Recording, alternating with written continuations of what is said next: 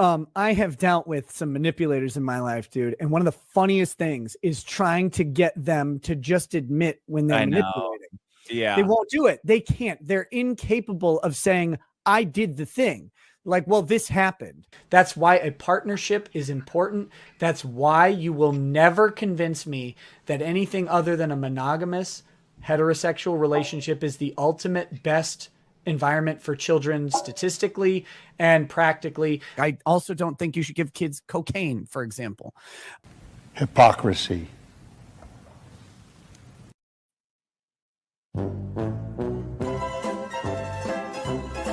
Hit like if you like the show. If you don't like the show, don't hit like or hit thumbs down. Be like, this guy sucks. I don't mind. But if you do like the show, hit that like button. It really does. I gotta remind YouTube that I'm here. They are not distributing things out. But at least now it can't get much worse. But it did get worse.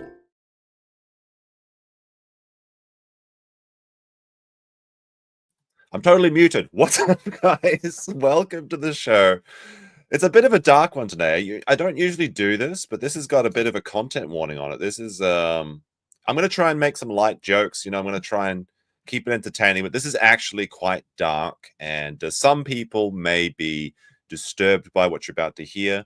But we'll do our best to try and go through it in a sort of the only way we can get through this is by making light of it, because it is just so horrible when you actually think about the reality of the situation. So we have some updates from last night's stream. Of course, it is I believe what is it? A Saturday afternoon from maybe Friday morning, or from some of you guys, or Friday night. Anyway, after my stream last night, Null went live with his show Mad at the Internet, and you can see this the Rekieta segment on Alyssa Clip's channel. She was actually struck last night by the Melton crew, but she appealed it and it was immediately released, so she is now good and clear, so she can clip again. Otherwise she wouldn't have been able to post for about 7 days.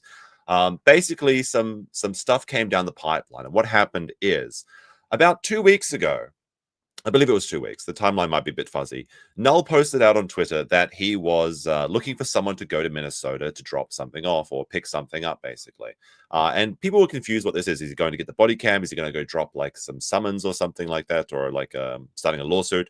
It was unclear, but it turns out that I think Matthew Harding found out that you could actually go view the body cam, the Rekieta body cam footage. And unfortunately, we don't have the actual copy here, but we do have some artist renditions, which is pretty spooky, pretty disgusting in some of these. Like, this is not his house, but this is about as bad as it sounds. So you just have to use your imagination for some of this. Okay. Now, Matthew Harding found out that you could view the body cam in person, but you'd have to go to the courthouse and watch it. And knowing this, he did not tell anyone, but he sent out a call for people in Minnesota. He didn't go himself, but he sent people to go see and watch the body cam footage. And I think about 5 people have seen it. But Null was trying to get 3 women to go see it, because one of the big criticisms that people get of the body cam is that because Nick says that people want to see his kids, and this is not true, and this is not possible, because one of the requirements for body cams being released is that all the minors would have to be blurred out, and I believe their voices altered, so you never would have seen them anyway. So this is a complete cope, and trying to just call his enemies like something that he knows that people will find disgusting. But as we're going to find out today, the disgusting one is indeed Nick. So I believe this is the report from Lady K. Now, K is, I think it's the same one that was interviewed by Will Heron, and she has gone to many of these court cases in person. She's a Minnesota resident, and it sounds like she had a very similar situation where her parents were abusive, drug addicts, things like that, and that's one of her interests in this case. We have no reason to doubt her so far, and in fact, someone actually asked Nick if they thought that the body cam transcript was accurate, and he said looks accurate. So unless Nick releases the body cam himself to clarify the details here, this is pretty bad. It's not as bad as maybe seeing the body cam itself, but it paints a pretty ugly picture. And we're going to go through this tonight and also look at some other allegations that Null has levied against Minnesota, because I think what we were talking about last night is that we kind of came to the conclusion that probably the prosecutor promised Nick off the table, or He just said like, yeah, like if you plead guilty to this, we'll make sure the body cam isn't seen. But they don't actually have the authority to do that, because once something is entered into evidence, after the trial is concluded, it becomes public. Now, it seems that when they found out that people were going and viewing the body cam and making notes, and we have two accounts. So we have two sources that seem basically the same. There's a few little details, the difference of what people have actually written down. There was two different body cams, I think, they were on offer. So one is from Deputy Pomplum, and another is from one of the other of the 9 people that were in the raid. But it seems like they match up. And Nell really wanted to get 3 different accounts before this was locked and sealed, because then he could verify that the contents were true and it's not just make-believe. Unfortunately, as of, I guess, this morning or Friday morning, as soon as the courts opened, the prosecutor came and brought to a judge their claim that they wanted to remove the body cam as evidence because it was never actually offered as evidence in the case. Now, I don't think this is correct, and we might have Sean joining us later to clarify this. But my understanding was that Nick added the body cam himself as evidence because he made the claim that April was not read her Miranda rights. So this is not over. Although this is like, let's be frank, this is a Balldo victory, but it's a Balldo battle victory, but the war is not over. Okay, Null is claiming that he's going to go sue the state of Minnesota. But there was another theory, and this is this crazy idea about the so-called Zuluminati, and this is actually a little bit funny. So maybe we'll lead with this because it's kind of a funny thing. Also, Katie, welcome to new member status. Thank you very much. And Mario Carter 13 says Barnes was right about the government conspiracy, but it turns out it was deep cover Balldo washers the whole time. Yes, indeed.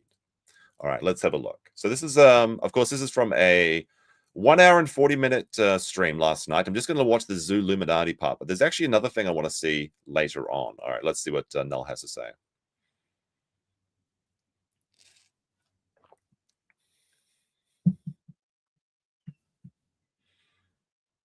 And it's muted.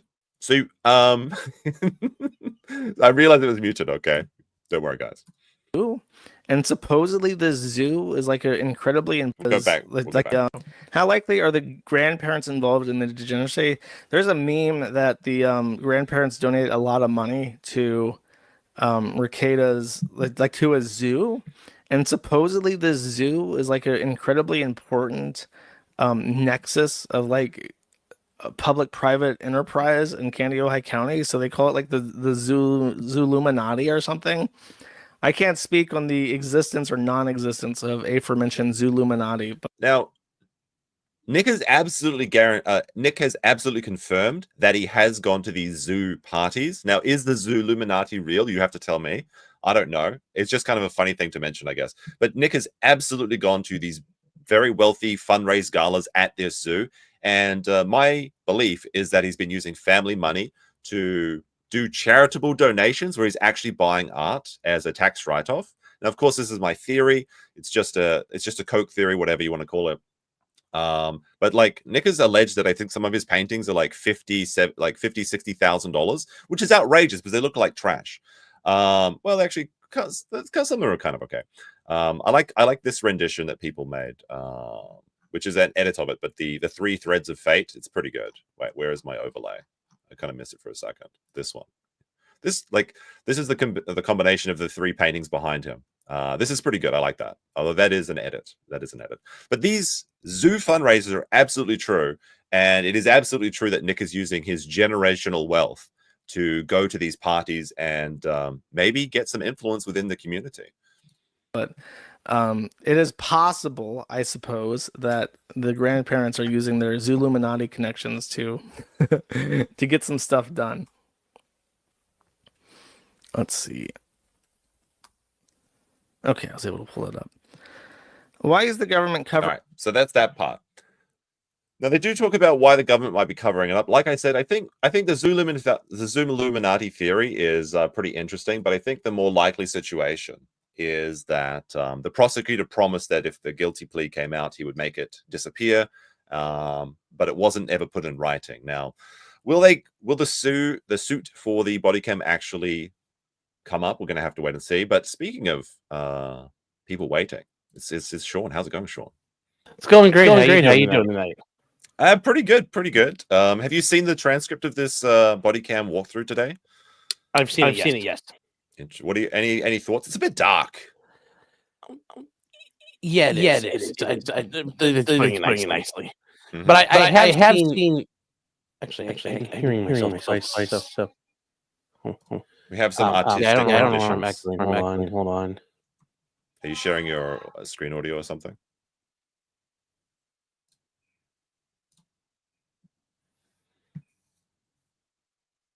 We're gonna have to wait for Sean. While Sean's talking, while he's fixing his audio issues, I'll go through some stuff. Now, like I said, this is kind of a win for the Balldo camp, but we'll see how it goes. You can see here, Rekietalaw posted today. Sorry, Josh. And it looks like Sean's disappeared. He'll be back. He'll be back, chat. Don't worry about it. So we can see here the state of Kandiyohi County District Court 8th. As of today, State of Minnesota versus Nicholas Rekieta. The undersigned has reviewed the following. Submit the request by Shane Baker. Correction of the court records and request granted. This is the first time that Nick has been ever granted a request. And other, the body cam footage was placed in MNDS by defense to support the defendant's third omnibus issue relating to a possible motion in limine, which the parties came to an agreement on. Both parties agreed to clarify that their intent was not to offer or to have the body cam footage marked as received by the state. The court could not rely on such footage in deciding omnibus issues based on the remaining issues presented. Based on the review of the record and further clarification, the record is amended to mark that the two body cam videos are not accepted. So this is signed by Judge Stefan Wenzel, which means that as of the moment, the body cam has been locked out from the public. So Nick gets to do his little victory lap, and he even reacted. So there was this is going to be a scene that comes up in the transcript where Nick and April are tied, and it looks cinematic, I think it was described as. Nick saw this and he thought it looked good. Whoever did this was very generous with those biceps. I was going to say, I look fucking jacked. So he's totally fine. He's totally fine with this, chat. He's totally fine with it. All right. So let's just, I guess I'll get into the reading while we wait for Sean to come back. Now, I posted this in the Discord. So if you're a member, you can get access to this. If you join as a member, you get access to the private Discord. There is a Rackets bingo. You can play along while we read through this. How's it going? Sean's back. Is it fixed now? I think so. Okay, so you can either screenshot the bingo or you can just find it in the Discord before we get into this, okay? And I won't go back to it. And let me know if you get bingo in the chat. Do you guys hear me echoing too? You sound fine to me now. You sound, is it just StreamYard issues maybe? It's not fixed. Maybe go into your audio settings and then just change the microphone to something and then change it back. It's on my quick. So. All right. Still echoing? I can't hear it. It may be... I'll tell you what, I'll stop sharing my screen because sometimes that happens. It's a scuffed stream. We're gonna have to do our best. Yeah, I don't hear the echo now. Do you hear it now? I do. Okay. I'll be right back. So it seems, oh, wait, stop. Okay. It seems like my audio is the one that's causing it. So if I mute my desktop audio, then it's a problem. Yeah, I think it's a screen sharing thing. We'll figure it out in a second, chat. Don't worry about it. All right. But while Sean is gone, I'll begin the body cam reading because I wanted to share my screen for some audio because I have this here to join us. I have this special video I've just uploaded called Bunker Raid ASMR. So I'll read the beginning part of this AMR. I was going to play it the whole time, but since Sean's audio is like scuffed, so I'll do it like this. All right. So we'll start the Balldo Raid ASMR as I read the first part of the events. The video begins with officers ramming the front door. As they enter, the first thing you see is a scared child. The house is extremely filthy. The floors are completely covered in clothes and junk. In some areas, there is no walkway at all. You actually have to walk on stuff to move through the space. Countertops are stacked with random items. Liquor bottles are everywhere. The filth and hoarding are immediate and overwhelming. The mess you see in Nick's kitchen when he shows it on stream is nothing compared to the rest of the house. That one space is clearly staged. The obvious that he only cleans the visible areas for streaming. All right. That's the first part. I was going to play that for most of the stream, but I think that's going to remove Sean's audio. So if Sean is listening, he can come back. I think I fixed it. Jessica also gifted 5 memberships. Thank you very much. And Chill Station with a $5 super sticker. BobTube says, Cam is more sad than I imagined. How can anyone let kids live in those conditions? Worse in India currently. Nick is evil. Well, I guess you'll have to be your own judge on that. Now, all right. So there's an audio note, and this is the recount from, I believe, Lady K, the most reputable of the reporters that we've had so far. This is a pretty good note that she's done. So it's very good work. Also, Suki the Hangry, welcome to member. Thank you very much. There is sound issues throughout the footage. The volume was originally set to 100% and was so loud and distorted that most of the early dialogue was incomprehensible. It sounded like a speaker was blown even after turning it down to 8%. There are still problems hearing due to background noise, a barking dog, so hashtag save Sunny, overlapping voice, radio chatter, and Pomplum's movement. Some of the dialogue is paraphrased to the best of my ability. Camera note, the video is from Officer Pomplum's body camera. He moves around in a lot, and it rarely stays in one place for long, so the footage can be jumpy and hard to follow. That, combined with the noise and clutter, adds to the chaos. As we know, Nick is the master of chaos. All right, so this account begins at 9:15 a.m. to 9:33. Entry and early drug discovery. I just read that beginning part as well to you, but I'll just read this important part again, because this is kind of sad. Like, this is very sad. As they enter, the first thing you see is a scared child. Very, very heartbreaking stuff. No wonder Nick would want to suppress this. It sounds like it's going to make him look like an absolute piece of shit. Now, of course, where are the adults in this equation? That's a great question. Kayla wasn't even dressed. She was wearing a bathrobe when this event started. Both Kayla and April were in the master bedroom. In fact, April was refilling her Coke vial. So when the 9 police officers started banging on the door, the parents weren't even brave enough to go answer the door themselves. The daughter was there saying, "I'm sorry, Daddy said not to let anyone in the house." Very heartbreaking stuff. 9:16 a.m. So this is after the door has been battered down, I suppose. Kayla and April are being brought out of the house and led outside. A dog can be heard barking in the background. 9:17.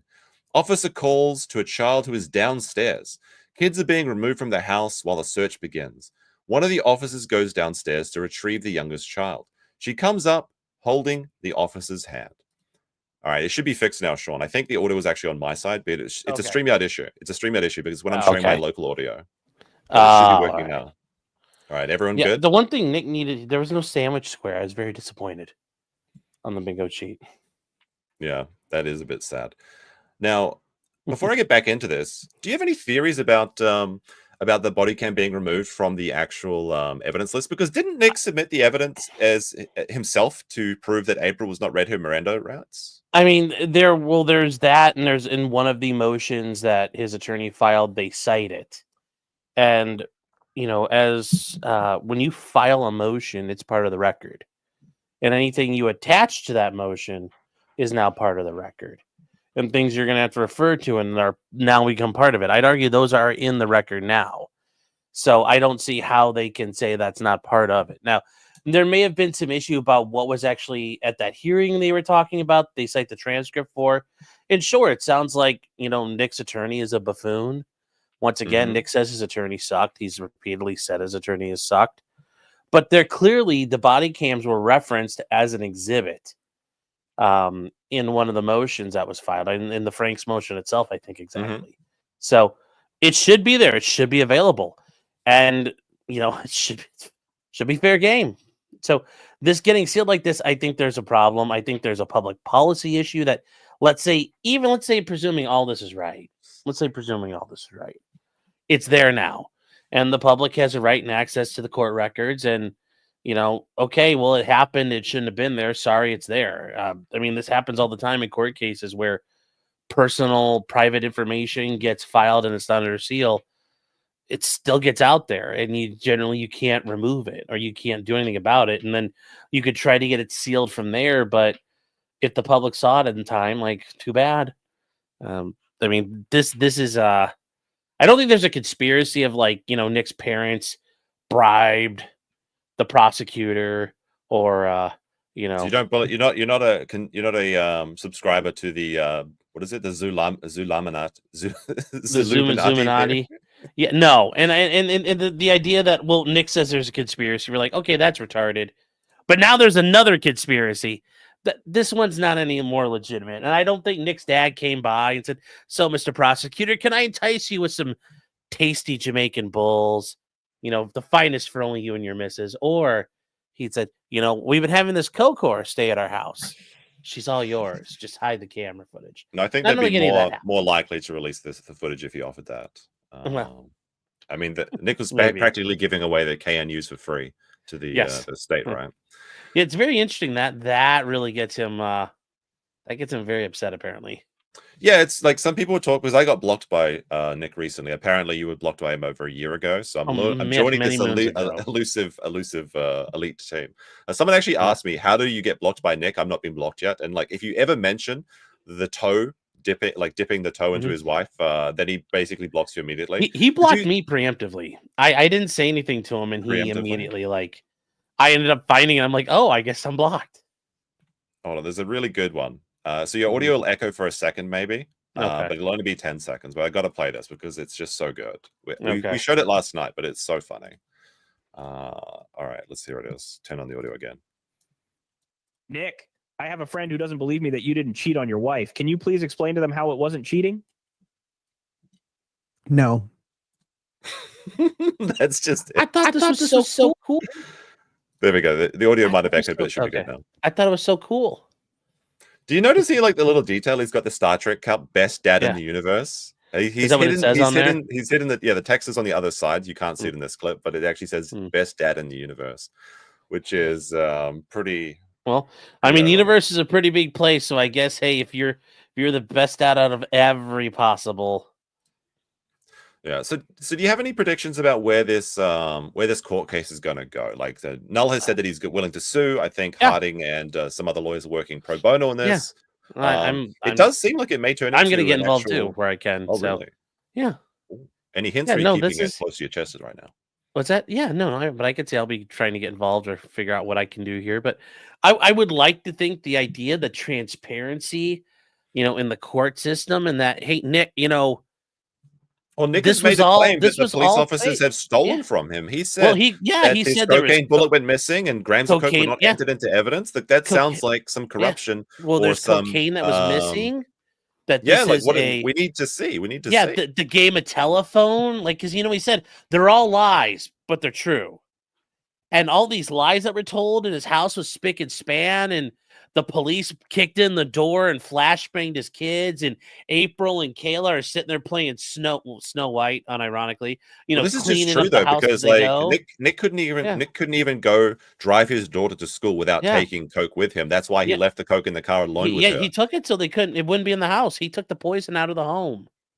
He was trying to do that. He was literally the danger to one child when the raid came. But he says it was all fake and this is all bullshit and the house was fine. It sounds like I agree. It sounds like a matter of public interest. We need to see it. It is. I want transparency. I want it. I think we all do, right? All right, we'll get back into this reading. We'll try and break it up with a bit of commentary and stuff as well, because it is a bit like dark. Like it is a bit dark. Did I go to the wrong one? I mean, I understand you guys say this dark. I'm kind of like, this is kind of like another day at the There are some funny, there are some absolute gems in here though. Clammy V says, maybe don't stream at the same time as the casino to max out donors and viewers. I do it for the love of the game. Okay, I know I get more viewers if I stream later at night, but the 500 here. Meme has decided he's going to. He's challenging Olympus.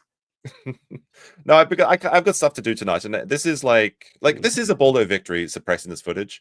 But I think people need to understand just how bad this is. No, I mean it's a win, and I guess when you have a felony drug case, I guess when should you get a win?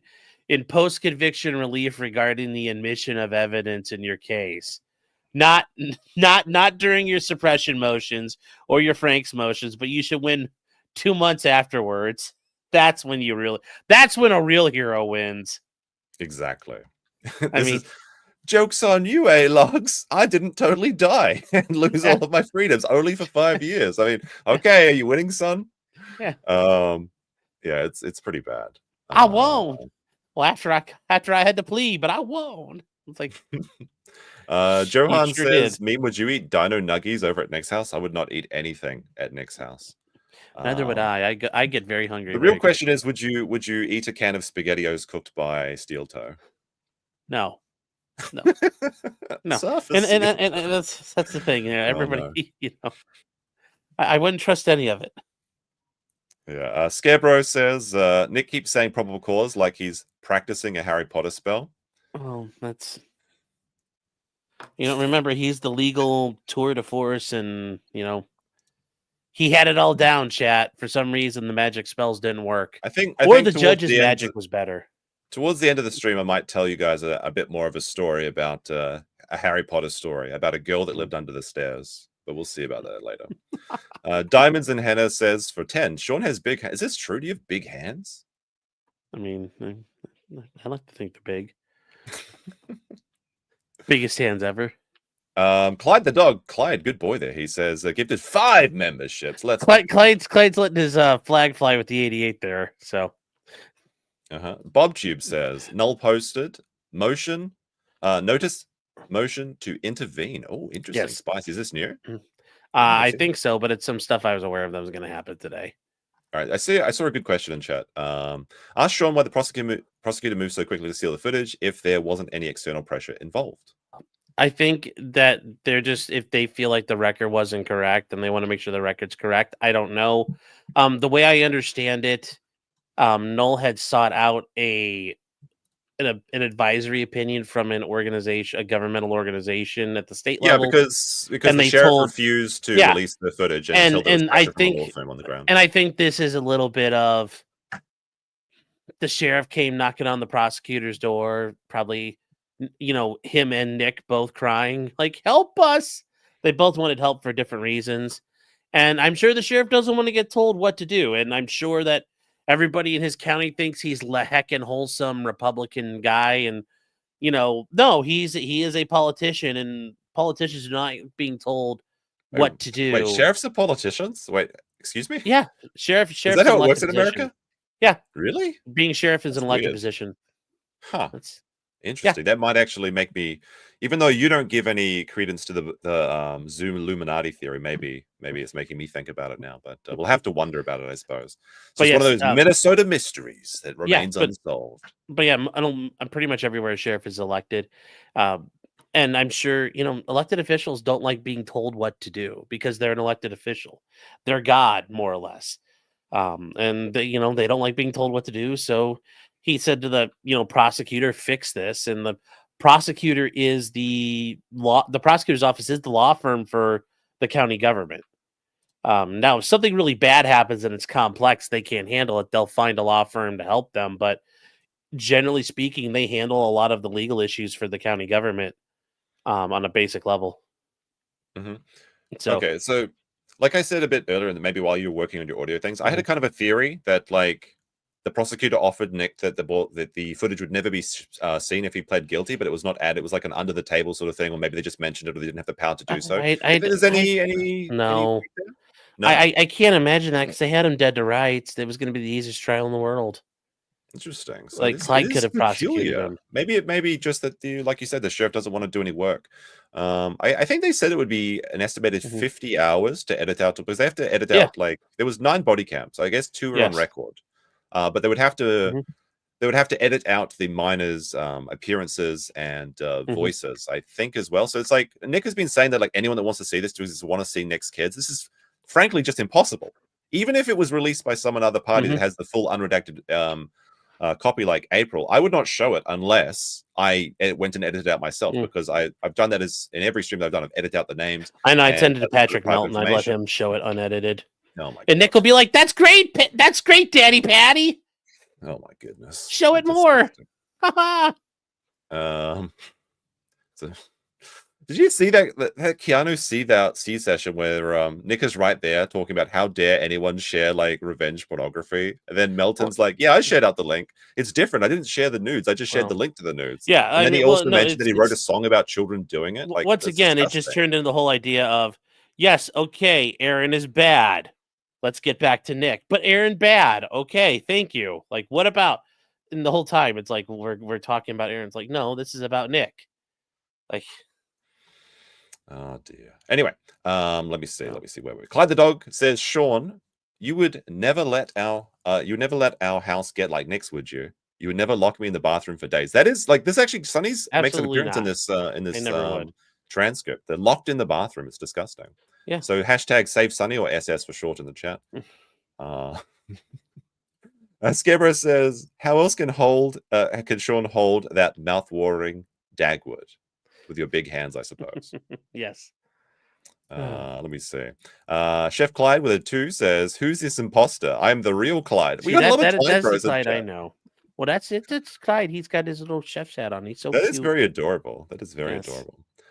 Unforced Ego with a 10 says, "It's Sean's birthday." Is that true? No, my birthday's not till August. Okay. They've been doing this all week. I would have sent you some more choco pie, but I guess that's not the case. No. Oh well. Well, actually, the choco pies are really good, and then the things that were like Oreos, those were. Oh yeah. But yeah, like those strawberries. You know what I should have sent you? There's a really funny Japanese snack called cream colon, and they're just these little like tubes full of cream. But it's just I buy them as they're funny named. Clyde the doggo. No, I'm the real Clyde. Johan with a 5th of a KNU. Yes, unfortunately, the KNU has been devalued recently. Yes, the KNU is being pegged to Clyde coin. We're going to try to. We're going to keep it going. It's like you're making a stable count or something. Okay. Yeah, we're trying to stabilize it. Nick would show the kid what Nick would show the kids to show they didn't cry. You mean? I'm sure I see. So he would share the body cam to prove that. Yeah, look, see, my kids are fine. There's like some of the artist renditions of these is pretty brutal. Oh yeah, I mean the police stormed in while the kids were in the middle of violin lessons. It was awful. Mm-hmm. You know, the littlest one comes out playing the violin part of Schindler's List like it's Ben Shapiro. Like it was a horrible scene what these cops did to these kids. So a very horrible monster in the chat. Keanu C. Thompson with a 5 says, "Gino and I laughed at y'all's coverage of Nicky losing his mind in between whippet breaks. Nice work." Like unironically, Keanu forced Nick to do so many whippets that his fingers went blue. He got I'm not doing whippets. So that was amazing. Like it was great. It was great. Like unfortunately, like it's the Nick's greatest fear is someone he can't physically intimidate in person, right? The internet is a mistake. Don't get in an elevator. A woman talking to him in a place he can't physically lure him over around. Interesting. Oh, I know. That's what you heard about. Like I said, I think one of those most telling moments is the Alicia sweep when he said, "I walked up to her and said, I know you lied," and I'm sure it was like, "Hey, I think you were lying." Just what does he think it? Like it's Walter Mitty. There's a really good part in this because I read this last night when it came out. There's a really good part in it where it's like, "Where's the probable cause?" He's like, "Here it is." It's like, "No, you don't."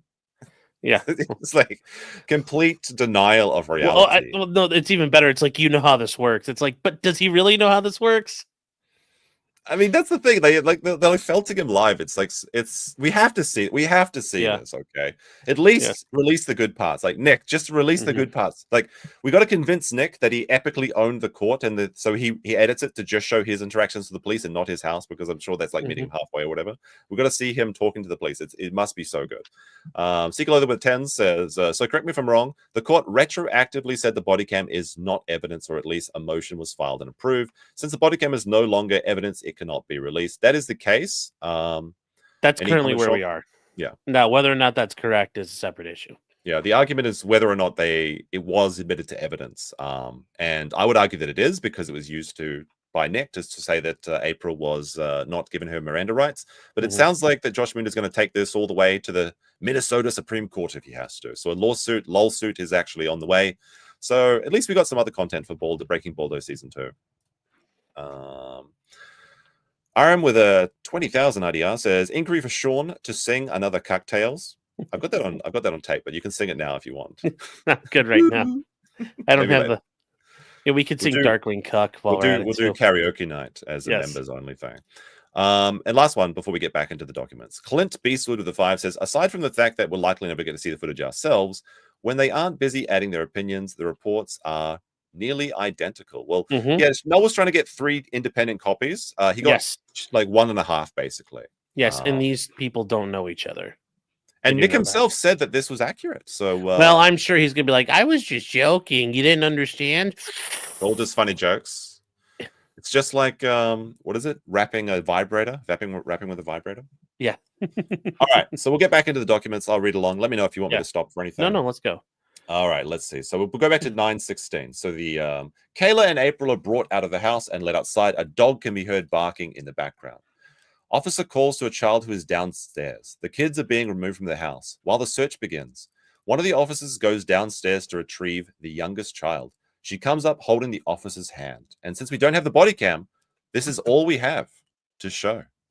What a horrible scene. I believe, is this the same daughter that I wonder asked if she could have clean clothes before they were taken away? I think it's the same one, probably.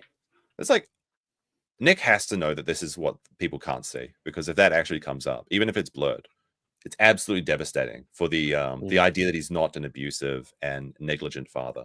No, it was. Well, I'm sure, but it's 9 o'clock in the morning, so these kids are getting rousted out, and I'm sure like the kids like, what's this sunlight stuff? Well, apparently his kids are up till 2 a.m. doing stuff on. Yeah, yes, emergency piano lessons and emergency 2 a.m. homework checks. Yes, and, which I'm piano like, lessons at 1 a.m. Which that like if I woke up, if my dad wouldn't be up at 2 a.m. But if my dad was up at 2 a.m. and I could, hey Dad, can you sign off on this? He'd say, what the fuck are you doing? Not, it literally, we'll go back to it bed, literally says here, and this is a report we heard earlier as well, that she comes up holding the officer's hand. Yes. She speaks to him. The audio was unclear due to background noise, so I couldn't make out what she said. This is probably the statement of asking if she could have some clean clothes. As they head towards the door, she pauses to pick up the cat so she can take it outside with her. She says, is the screaming over? It's like in Aliens. Yeah, and we have this here. If only you knew how bad things really are. Aww. Now, I think Nick has actually posted pictures of the cat today. Yeah. I bet the cat's actually... The cat's apparently very fluffy. I think this is the cat that, well, yeah, because he gets to hunt all the mice that. That's what I was about to say. All the mice running through the trash. Exactly. There's no threat of rats in the Rekieta house. This is probably the same cat that was on the thought stream, because Nick is an adult and he would never sit next to a child on a couch. That's why he could not have possibly left cocaine around Aaron's child. But then he did his whole stream in the thought outfit with the Invader V outfit. Yeah. Yeah, someone mentioned there was a Vaporeon in the background. So, yeah, I don't know if you're aware of Vaporeon stats, Sean. But in terms of, never mind.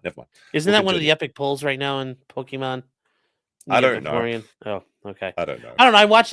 There's this one channel I watch where the guy does it, and he is that the will I open it or will I leave it sealed? Yeah, should I open it or should I keep it sealed, guy? Yeah.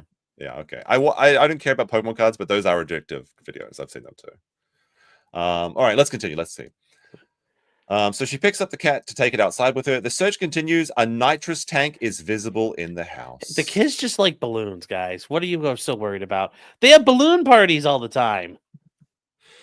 Like, this is just such white trash bullshit too, because like he has access to an entire pile of cocaine, and he's still doing the nitrous. And like Nick admitted that he taught April how to do. Yes. You shredded her, but I destroyed her life with drugs. But what you did was so much worse. Yeah, like all Keanu did was confirm that we already knew, because Nick posted his April in the trap house himself when he listed it for auction. But no, the actual worst monster in history, Keanu Thompson, is on the scene. All right, 9:21 a.m. Nick can be heard outside yelling, "Get out of my house!" He says something about probable cause and a search warrant. He sounds indignant. I have to see. I thought it said indigent for the first time I read it. I'm like, well, yes, he sounds very poor as well. Officer Pomplum walks out to the squad car to get his gloves. I mean, I wouldn't have gone in that house. I'm surprised they didn't put the Tyvek suits on. Yeah, that's what I was thinking. Like, they need to watch that JF Gadapi video on how to like sterilize a house before they go in there. As he returns, the camera catches all of the kids sitting on the ground outside with Kayla. They are huddled against the house. The scene is heartbreaking. Yes. Kayla is taken back inside and searched. Officer Pomplum enters the bedroom where the officers are photographing drugs and paraphernalia found on top of the red mini fridge. I'm surprised Nick didn't scream. You guys can do whatever you want with her while you're in there. I just want to see. Is my coke? Where's my coke? Can I watch you search her? Oh, no. The fridge is being used as a nightstand. So this is important because Nick says that that there was never any drugs available except under his lock and key. There was no way that kids could find this available, but it was just sitting out in the open in the parents' bedroom. And kids come into parents' bedrooms all the fucking time, like when they were hungry and want SpaghettiOs. Yes, the cuck fridge, and that's the thing. Like, the trophy of his monumental win over the toe why would he do is that? the evidence of the toe bawling his wife out repeatedly. Well, it's literally a monolith to his own cuckoldry, and he decided to fly it down to Las Vegas. This is the thing. He got this so he could refresh himself in between busting nuts inside my wife. What a loser.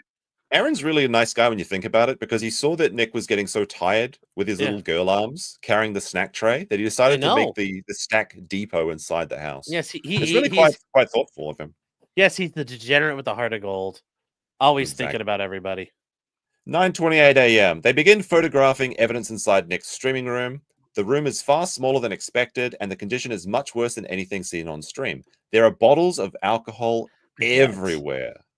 I'm surprised that there's so much alcohol in the house. But Nick knew the moment a sip was taken on one of his precious whiskey bottles, but he somehow didn't know that the nanny was giving people sips of White Claws or making them chug Monster Energy drinks for $75 every time I black out, there's alcohol missing. Who's doing this?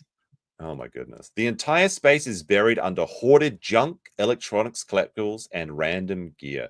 I actually know a guy likes this. I went to his house and he does streams too, but he's got he has his clean stream space. He's got all the sight lines. It's all super clean. Yeah, but then there's just junk everywhere. Yeah. But that's why I actually seen this myself. That's why I do a studio. That's why I do a studio tour every once in a while. And if you guys join as members to my third tier, the lifer tier, you can get free. You get part of your membership. You get exclusive access to the 2025 studio tour. You can see the tour. You can see behind what I'm looking at right now. You could see the entire studio. Sounds like exclusive content. It is. It is. You can even get to see where I go wee when I have to go take a wee. It's right there. That's gonna. You better not do any of these stream tours drunk, because sometimes people forget to turn off cameras or they have hot mics and things like that. No. I did this. It was during the day, but now we're about to learn about. I guess I'm going to learn about my own. What is it? The myopia of poverty. He has a 5-monitor setup. Wow, living large. Yeah. I've only got 2 screens. How many screens do you have, Sean? I got 2. You got 2, 3 screens. I can understand, but 5 screens. Oh, this makes sense, because he needs to stream for his desktop. He needs to stream for the StreamYard. Then he needs to be watching the Steel Toe Morning Show. Then he needs to be watching the Melton Show. And then he has to be seething on Twitter on the parallel. You get the third screen and you make it parallel for the Twitter feed for the ultimate scroll experience. So 5 screens actually sounds like the correct amount for Nick, actually, now that I think about it. It is. It's like it's Swordfish. He's got all the monitors up. He's hacking the. Oh, yeah. Somehow he can't figure out how to start a stream on time or work out his own audio issues, but he's got the 5 screens. Yes. Other equipment is visible, but everything around is chaotic. The curated background people see during his streams is a total facade. Interesting. Yes. Now I know that. You've mentioned that you've seen some photos, but you can't talk about the source of them. Do you want to? Is there any details you can give us, Sean, about the state of the house?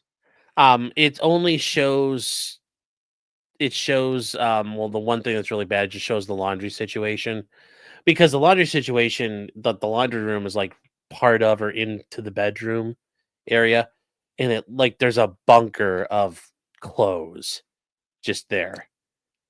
Now, I heard that he was just separating the laundry by colors, because he's got to keep his whites and his colors bright. Okay. Yeah. So obviously he's actually just that's probably why his fingers were actually blue, because someone threw a jeans in with the white shirts, and then the jean bleach comes out or something He's actually the most cleanly person. Yeah. They're guilty of caring too hard. Yeah, that's the only thing he's guilty of, caring too hard. Oh my goodness. They go through a bag full of brown glass bottles, each one wrapped in tissues. Is that like when they when you buy a bottle, they wrap it in tissue so it doesn't break or something? Or what does that mean? I don't know. Okay. Maybe it's just a drug addicts do weird stuff, man. That is true. Maybe he thinks if the light gets in and touches his whiskey, it'll degrade it faster or something. So remember, he's worried about it getting on the carpet. That's true. That's save every true. drop. He makes sure that those whiskey bottles are well dressed, even though his kids aren't.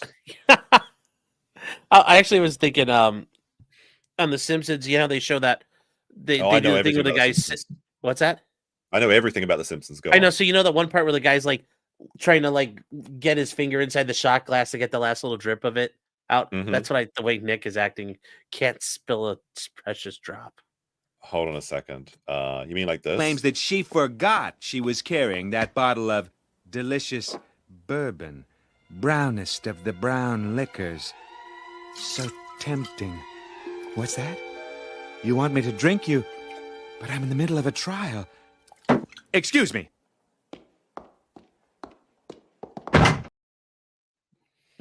Oh my god! I guess I can use my Simpsons clips today because I don't have to scrub my stream audio for it. Yeah. All right. Let's see. Where were we? 9:33 a.m. An officer enters and informs them that cocaine was found in the bedroom where Kayla and April have come out earlier. Now this is strange because Nick said there's no way anyone could have access to the cocaine, except for his children. You don't know what the police bring in your house. Well, that's true. It sounds like we need to see the body cam to verify this or not. So 9:33 to 10:01, briefing, confrontation, and arrests. 9:33. Some of the officers meet up in the entryway and brief each other on the situation. One mentions that Nick is trying to ask them questions instead of answering theirs, while he's the smartest guy on the block, right? It's got to... No, I'll mention it later. Another officer says that they need to go get statements, figure out who lives in the house, and call family services. The audio was unclear due to background noise, so the dialogue here is paraphrased to the best of my ability. Officer Pomplum goes back to the master bedroom, where the officers are still going through the red fridge being used as a nightstand. Then he heads outside to talk to Nick for the first time, at least what's from visible on his camera angle. Pomplum tells Nick, "We want to ask you some questions, a quick interview. We want to get an idea of the layout of the house. Where is the nanny? And who all stays here?" Nick pushes back immediately. "What's your probable cause?" Pomplum replies, "You have a search warrant." Nick stands there with his arms crossed. He's calm, but he looks like shit. He says, "Cool. You have no probable cause." Pomplum asks, "Are you willing to talk with me?" Now, Sean, should you ever talk to the cops? No, you shouldn't. Interesting. Especially not in this situation. Now, chat, would you like to predict? Do you think that Nick is going to keep his mouth shut and not give the police officer what they want, or is he going to give them exactly what they want? Like, please predict this. All right. And also, Copy Kitty with a 5 says, "Watching Nick's high-profile friends come to support him makes me question my sanity." The quotation mark should be around high profile. I mean, as well. I mean, I will say, I can understand friends supporting a shitty person. Like everyone has friends in their lives that do shit things. And I can totally understand that there are people that believes Nick's story because, like, why they have no reason to believe stories from the Kiwi Farms or from Aaron or anything. You know why they sense to me. There's also retarded people who think timeshares are actual good investments too. So, well, yeah, exactly. Like, it's.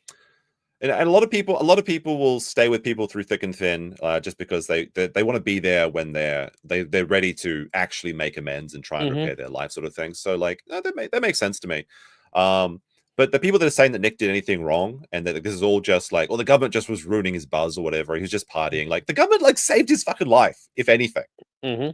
Like, he was on and potentially his entire family's life, because it was getting pretty bad over there. And I hate the government, by the way. I don't want the government to come in. I want the government to get out. But when you're literally this much of a child, the government has to demote you to childhood status. That's why Nick can't drink or do any rooting, tooting, or shooting for the next 5 years. Fortunately, they didn't take away his rougettes, though, so I guess he can do the rooting, allegedly. Yes. Bob Tube with a 2 says, "Null said brown bottles with DMT." Really? It could be. Okay, I'm not very well versed. Why would the DMT be wrapped in paper? I don't know. Okay, but it could be. Who knows what it could be? All right.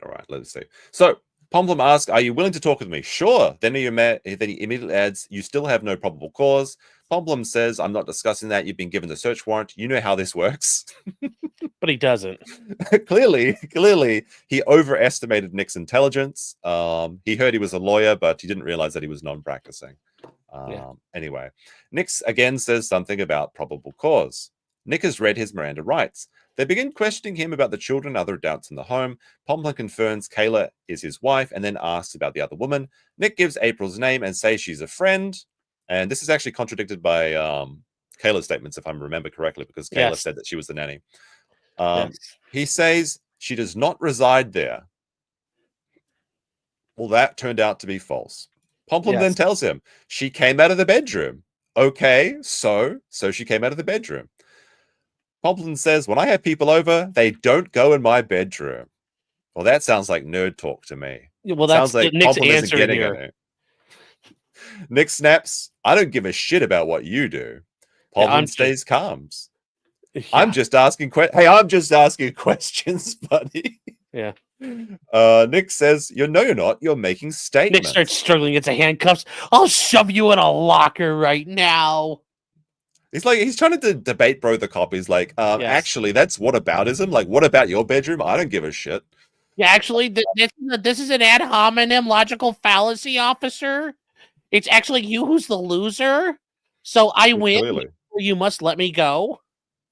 The officer doesn't have two chicks in his bedroom at the same time. What a loser. Oh, my goodness. Yeah. Pomplum asks, where do you stay in the residence? All over. It's my house. Do you stay in the master bedroom? When I'm there, I stay there. Sure. Is that where you sleep at night? He asks. Yes. Pomplum responds, that's all I needed to know. Yes. Because now this is why you don't talk to cops. Like, now obviously this probably didn't make too much of a difference, but like he got everything that he wanted. How embarrassing.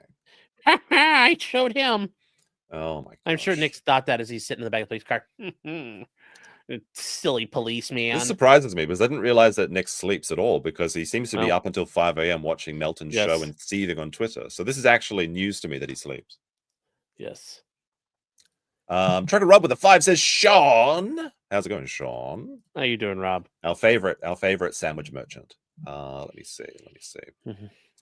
He then asks him, do you want to tell me where the things are in the house to help expedite the search? Nick says, where what things are? Pomplum replies, you saw the warrant. We're looking for controlled substances. Now, like, you should never comply with this request, correct, Sean? Now, not that I don't think Nick does, but like... You helping them does not help you. Exactly. Like, they've even got the warrant, even when they say that, if it's not in writing... do what they're going to do. Yeah, if it's not in writing and the prosecutor had signed off on it, they are not helping you. Now, Nick says, I'm not admitting to anything. That's ridiculous. You still have no probable cause. Pomplum says... Oh, go on. According to the narrator, it turns out they did have probable cause. Yes, it's going to turn out that... yes, indeed.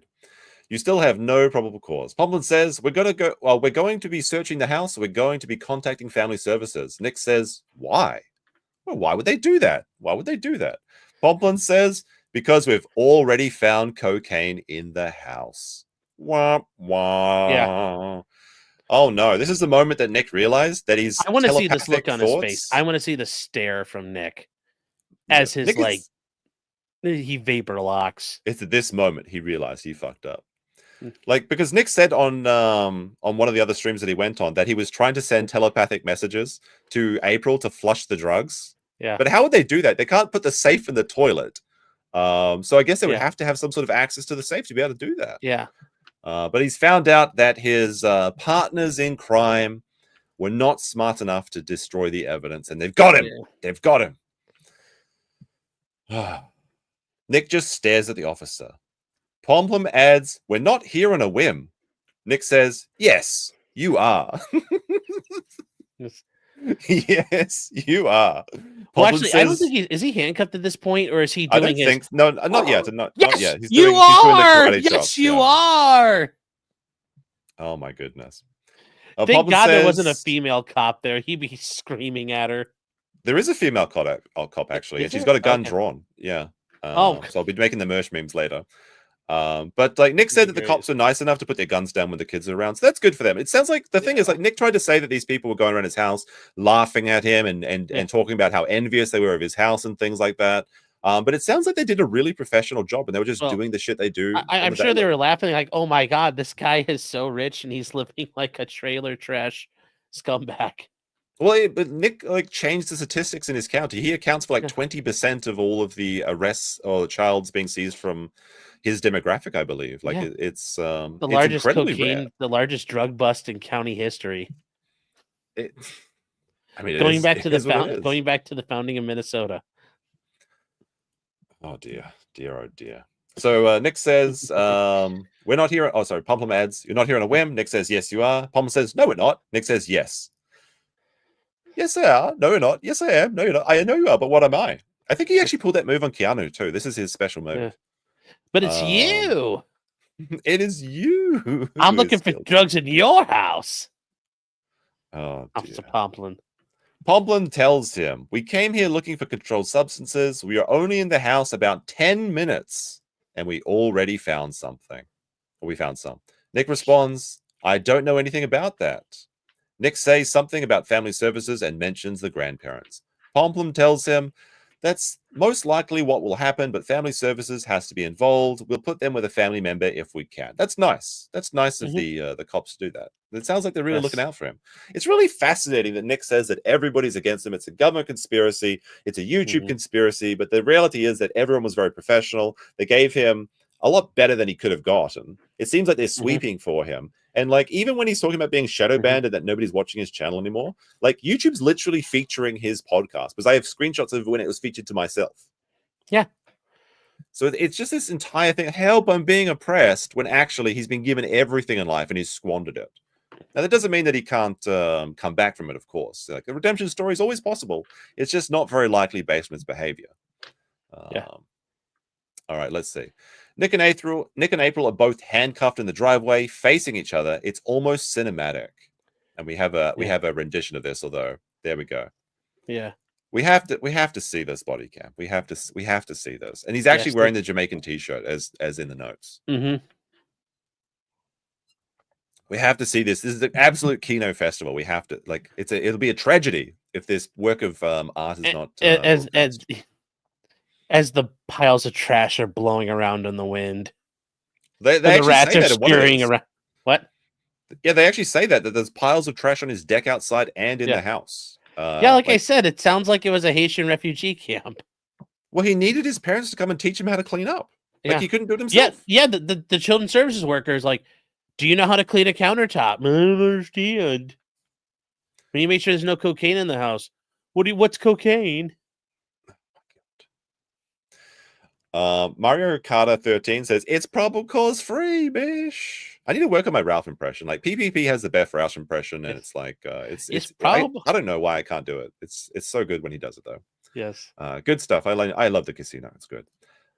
Seagull with a 5 says, "It is possible for them to if it's possible for them not to release a body cam, which is evidence for April's case, under the pretext of April's charges are dropped. Is it possible?" I mean, she has it. She could release it if she wanted to. Yeah, she could release it on her own. Nick's got it. Nick could release it on his own if he wanted to. Yeah, technically, Kayla I could release suppose. it if she wanted Yeah, to. Kayla, Nick, April, or all of the police officers. It's very unlikely the police officers. No, the cops release can't body just cam vault. Like, themselves. Detective Pomplin couldn't just release it, but the sheriff's department could release it. Okay. The cops. So the cops don't have that. Not the individual cops. Okay. Not the individual cops. No, but like April, All right, that's news to Kayla, me. or Nick could release it on their own. That's why I've been saying that the whole time. Like, Nick, you have it. You can always release it. Well, yeah, that may be one of the avenues that this comes out. That'd be the ultimate betrayal. It is Year of the Snake, after all.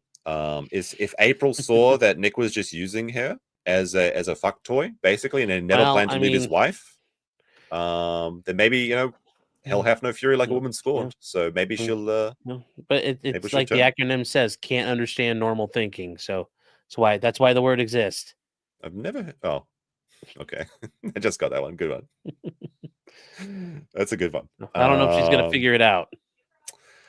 Yeah, we'll see. It is very funny though that she's probably telling stories about how abusive Nick is to her new boyfriend if he does indeed exist.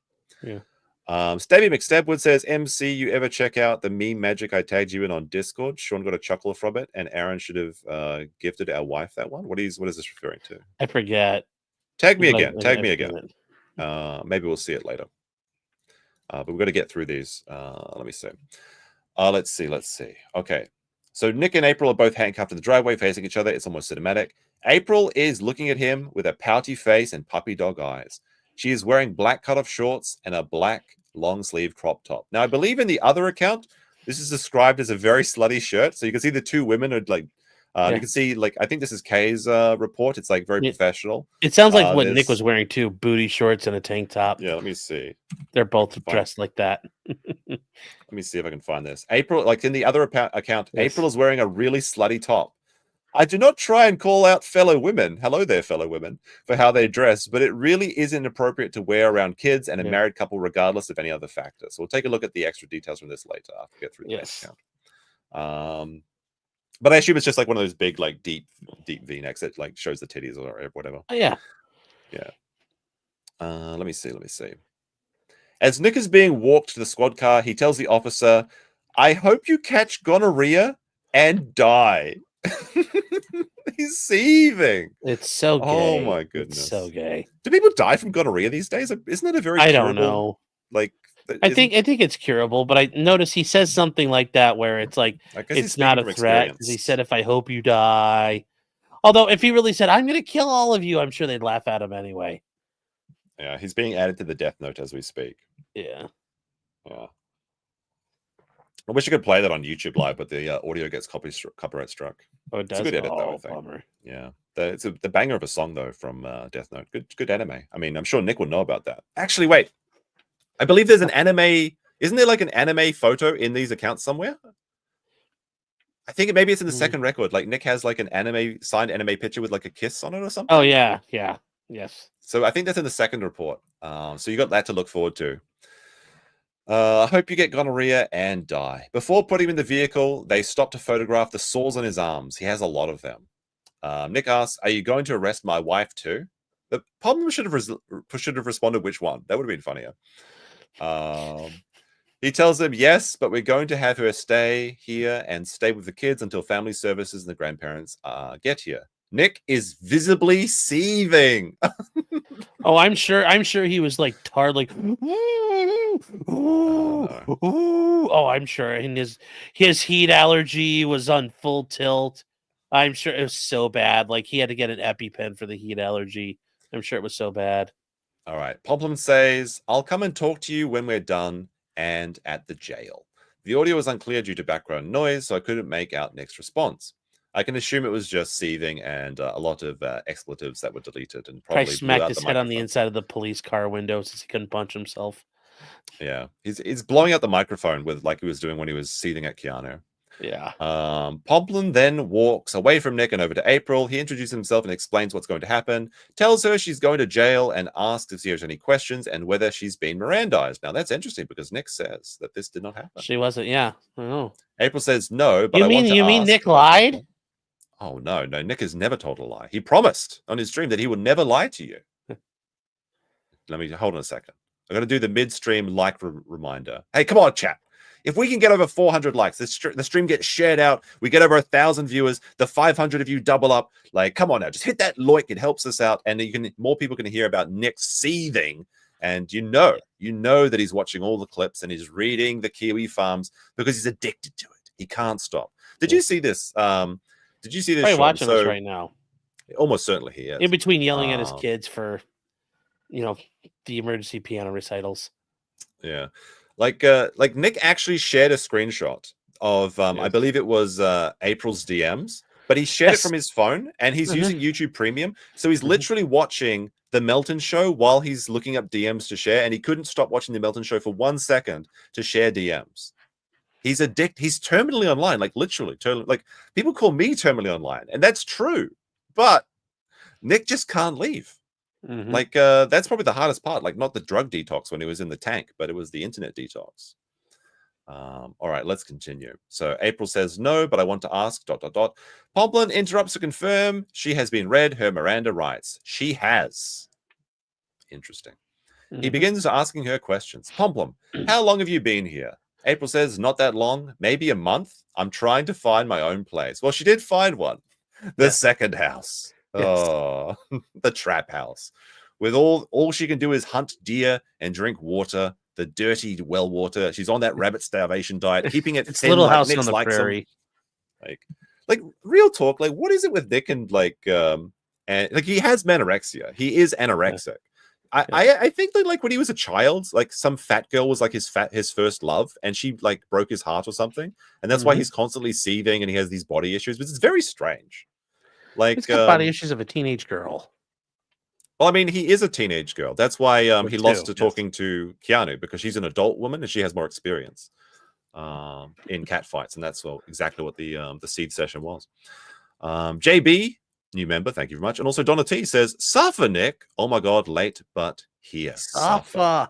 Yeah, I usually do my streams later on, but we were still able to break 1,000 views on this. There we go. This stream. Yeah. It's funny because last night I was streaming and we're officially the #1. Well, I guess the Kino Casino is bigger than us and maybe Maddie is, but on YouTube, we're the biggest Rekieta show in Rekieta's time slot because we beat him out again for the 4th time this week. I think he couldn't get over 1,100 viewers last night, and we were at 1,300. So, you know, if Nick needs some advice, you know, on how to get some numbers, maybe I could help him out. It's past 11 and there's still no stream. As the song goes, you know, and Balldo ain't streaming. Was he streaming today? We'll play that at the end. We'll play that every time at 11. You should always just play it. That would make a good ad break, actually. Speaking of ad breaks, I gotta shout out the Dragon's Treasure. The Dragon's Treasure. Where is it? Here it is. Hold on, I'm gonna get rid of this one as well. Just give me a second. Wait, how do I get rid of the comments? There we go. All right, the Dragon's Treasure is now. He posted a message. Okay, this is a message from the T-Man. And this is important because the Dragon's Treasure, he kind of like Nick Rekieta. Sorry, I'll get this off your face for a second. There we go. The Dragon's Treasure, like he was a supporter of Nick, and Nick really helped him get his career started. And it was in all of the Dragon's Treasure's financial. He made him. Well, yeah, but like it was all in the Dragon's Treasure's financial interest to keep supporting Rekieta no matter what. But he went against his own financial interests and called out the Rekieta menace. He said that Nick was a degenerate. He said that he was a swinger. He said that he was a bad father. And he lost sales because of that. But we have some news. I am now a mere $1,100 away from breaking my record for most sales in a single month. This would break the previous record set by Nick Rekieta and the Rittenhouse trial of 2021. It would be extremely poetic, as this is the previous record caused by live streaming, topping to 100,000 live viewers. Might be broken thanks in large part to VTubers. As we know, Nick was seething because the VTubers wouldn't give him permission to talk to him because they had the foresight that it was going to have a massive fucking seed out. Which, for those who don't know my history, was the final straw in the mountain of degeneracy that made me drop my support for Rekieta entirely.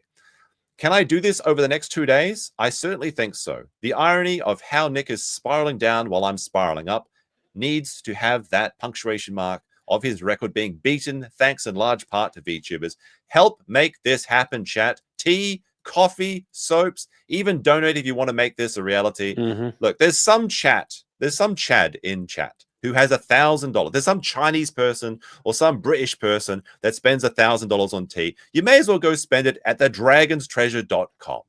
thedragonstreasure.com for all of your tea needs. Use code COPE for 10% off. Don't use code criminal because I need to remind people that hey. No, don't do that. There's going to be somebody, one of you out there in chat is living amongst your piles of trash and you need $1,000 of soap. Get some soap. Get clean. All right, let's take a look. What you're a fan of the Dragon's Treasure, aren't you, Sean? Yes, it's the tea, man. What is your favorite tea? What is your favorite tea?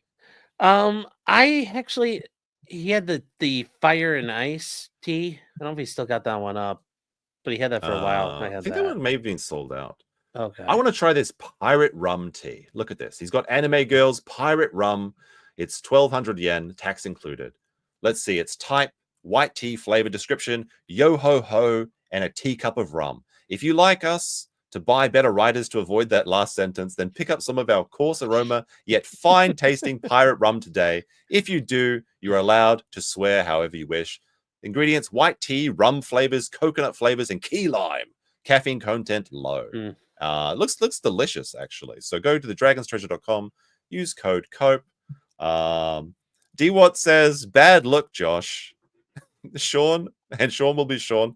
Is this stream a bad look, Sean, or is being arrested for your daughter testing positive for cocaine a bad look? He got his dub, but it's like, okay, great. You know, your dub is the status quo.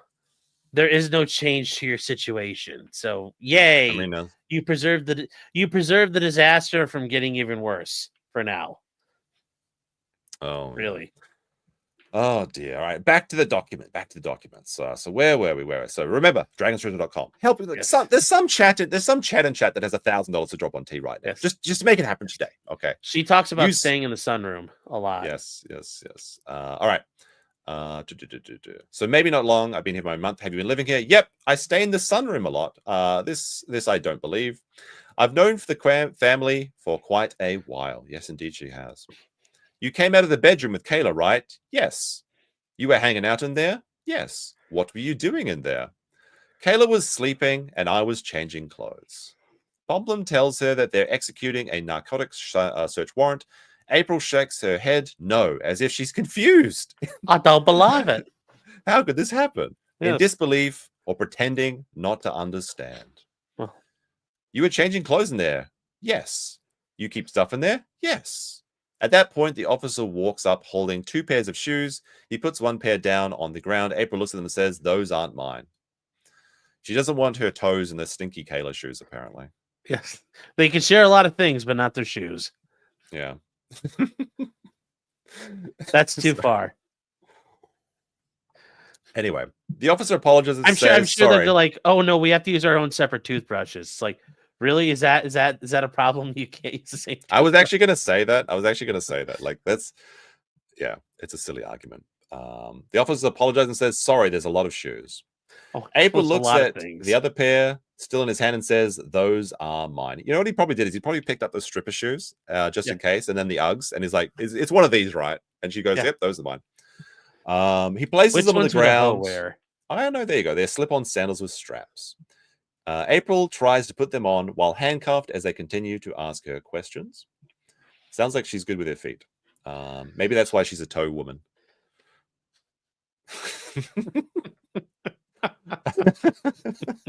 Sorry. Oh my god, that's good. Aaron, you got some explaining to do. They ask where she sleeps when she's staying in the house. April says, sometimes I stay in the sunroom. There's a couch in there. Sometimes it's uncomfortable. So sometimes I sleep next to Kayla on the bed. The Minnesota King, it sleeps 4. Yes. We know. I mean, we knew that already. She interrupts. It sleeps 3 to 4. 3 to 4, yeah. She interrupts to ask him to put help putting on her sandals. The officer bends down to help her get them on her Prince feet. Charming, what a chivalrous story. Yeah, it's maybe that's her new boyfriend.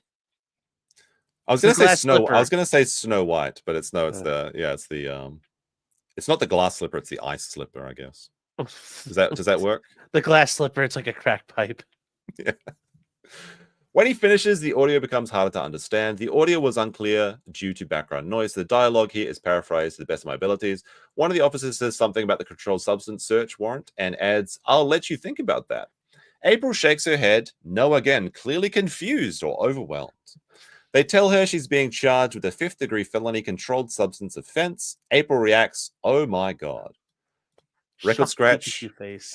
Well, you mean this cocaine's illegal? How could this happen? Nick, you told me. Nick Rekieta told me that I could shoot cocaine. It's not against the law. Nick Rekieta told me we could neglect children. Oh, that's dark. That's dark. Funny though. Jose M's with a 20. Big chat. He says, Kino Casino, after reading the last line of this, was, whoa, buddy. Whoa, buddy. Yeah, the Kino, I probably shouldn't have gone up at the same time of it, but I got busy stuff to do later. So, and also it gives a chance. Like, there's some viewers that say they're always watching replay. Oh my goodness, I just went into red mode. That's fine. There's some viewers that they can't catch the regular shows, so it gives them a chance. I might do some more daytime streams. And while we're on this, we have a second here. I'm going to make a plea to Gabe Hoffman.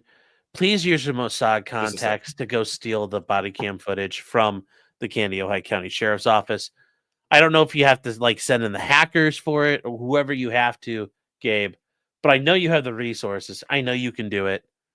Please, please use your capabilities for good for once to benefit all of us and not just the nation of Israel. Exactly. Like, oh, hold on, I gotta see. Where is this? Yes. I'm trying to. Please, for once, I'm okay with you using the Mossad. All right. So people have criticized me for something, and you got to lead with your L's, right? So I got to bring this up. Sean, what do you think about my lighting? It's very Twitch based. I'm trying. I wanted to have like a red and blue contrast, but the red light is like mixing with and becoming purple. I don't know how to make it work. It's very it's transitioning the light sources, I'll say. I'm just saying I'm waiting for you to start talking about praxis. Well, I'm going to be transitioning to broke if all the Balldo content is coming to an end, apparently. Yeah. So there you go. He made me. I made you. I made you. Scarecrow says, made this scandal. For later, Train to Busan document may be a research topic for a Critical Drinker stream Nick guested on in 2022. Oh, yeah, that's right. The Train to Busan is mentioned in this. It's a good movie. It's about a father that makes the ultimate sacrifice. So it must have been absolutely. You mean he dumps his whiskey out while the zombies eat his children? It's like, farewell. Oh dear. But yeah, that was funny thing. Great movie though. Great movie. It's got the guy from Squid Games who does he's the guy that picks people. And great scene in season 2 with him and doing the Russian roulette. I haven't seen that yet. Oh, okay. Squid Game season 2 is a bit mixed. We'll have to wait till the rest of the season comes out. We'll see. First ever super sticker by Swifty5. Thank you very much. Very much appreciated. 3 loonies. And Gary with a 2 says, so when do me and Keanu have to appear in Minnesota? Is this Gino Bisconti? Is that his real name? Gary Bisconti? I assume this is a parody. Yeah. Who knows? But I don't think it's going to happen. Yeah, I don't think I think you're safe now. Scarecrow says, how the frick do you have April in the house and not give your children anxiety over mum and dad divorcing, even if they didn't pick up? Oh, they know something's going on. Like, yeah, this is the thing is Nick says that like the kids had no idea about the drug use, and I think like there's some people have talked about the floor layout that the bed, the bathroom that they're doing all the coke naked in was actually accessible to the whole house. I thought it was like an ensuite bathroom, but apparently it's like really easy to. I don't know if that's true or not. All you need to know is, guys, you know people who do drugs and drink. Yeah, you might not know at the beginning, but as things start spiraling out of control, they're like, "I didn't think you knew," and it's like, "Yes, we watched you. You were a sloppy mess." Like, how did you know I was on drugs? I was so secretive. No, you weren't. No, you weren't. Like, everybody knew. And like I played a clip at the beginning of the stream where Nick talks about the importance of monogamy and not doing this cuckoldry shit to raise a family. It's the only environment to do it. Like, the thing is, like, Nick has 5 kids and they're varying ages and both male and female, right? Like, he's teaching his sons that it's okay to have a side bitch and just keep her in the second house. He's teaching his daughters it's okay to be a side bitch, because that's just a normal thing, because kids emulate their parents. They learn by example. That's why you have to be held to a higher standard of responsibility when you become a parent. I don't care if single people want to be degenerate druggies. That's fine. And even if you can keep your degeneracy out of the house, that's fine. But you brought the drugs into the house. You brought them into the you brought the second woman into the house. You had a second house. You could have done you could have just literally had the degeneracy house. People probably wouldn't be as mad if that was the case. And having cops raid your house, like, you can live in the hood. It's like, okay. Even the kids in the hood know that ain't a good thing. Yeah, like and now they do. Nick, now his kids have like experiences they can share with kids who live in poor socioeconomic status. Like, I've had the cops raid our house too. They got street cred now. Never mind. I was gonna. No, you can say it. I was gonna say that Nick always wanted to be black. So yeah, he did. He literally wants to be. Got a drug raid going. Yeah. So good for him. The Chergy Show Live says, wouldn't it be wild if the footage never comes out and also he somehow doesn't violate his probation? That would actually surprise me if he never violates his probation for the next 5 years. Many people thought he wouldn't last this long. Hey, look, if he does, you great. mean him being successful? Yes, that would be wild. Look, I would prefer it even if it meant that I had nothing to talk about, because I mean, I do talk about other things, but like at the moment we're talking a lot about Nick. Even if I would rather my channel goes to dust, but Nick has a happy life where the good ending. Okay, I don't want a worse ending for this. It's like I'm going to talk about it, yes, because that's what this is. This is what law coverage is. It's talking about drama. This is a legal matter of public interest. And I mean, if it's good for the goose, it's good for the gander. Nick made his career talking about people's dirty laundry. So, like, I wish the best for them, but I just don't think that it's going to happen because Nick has just shown that he can't even have a single day being normal. Like, the second he gets his ego attacked by, like, a woman especially, that's the funniest thing, is that Noel actually got women to go to Minnesota because he wanted them to felt him, basically. And I guess also because of the Nick is trying to push this narrative that that Josh Moon is like a pedo that wants to just see their kids in the house, which isn't the case, and it could not be possible because the county has to censor the children anyway. But that is very funny. AJ with a 20, he says he has never lied. That's true. That's true. Never lied. All liars tell you how they're true and honest. Yeah.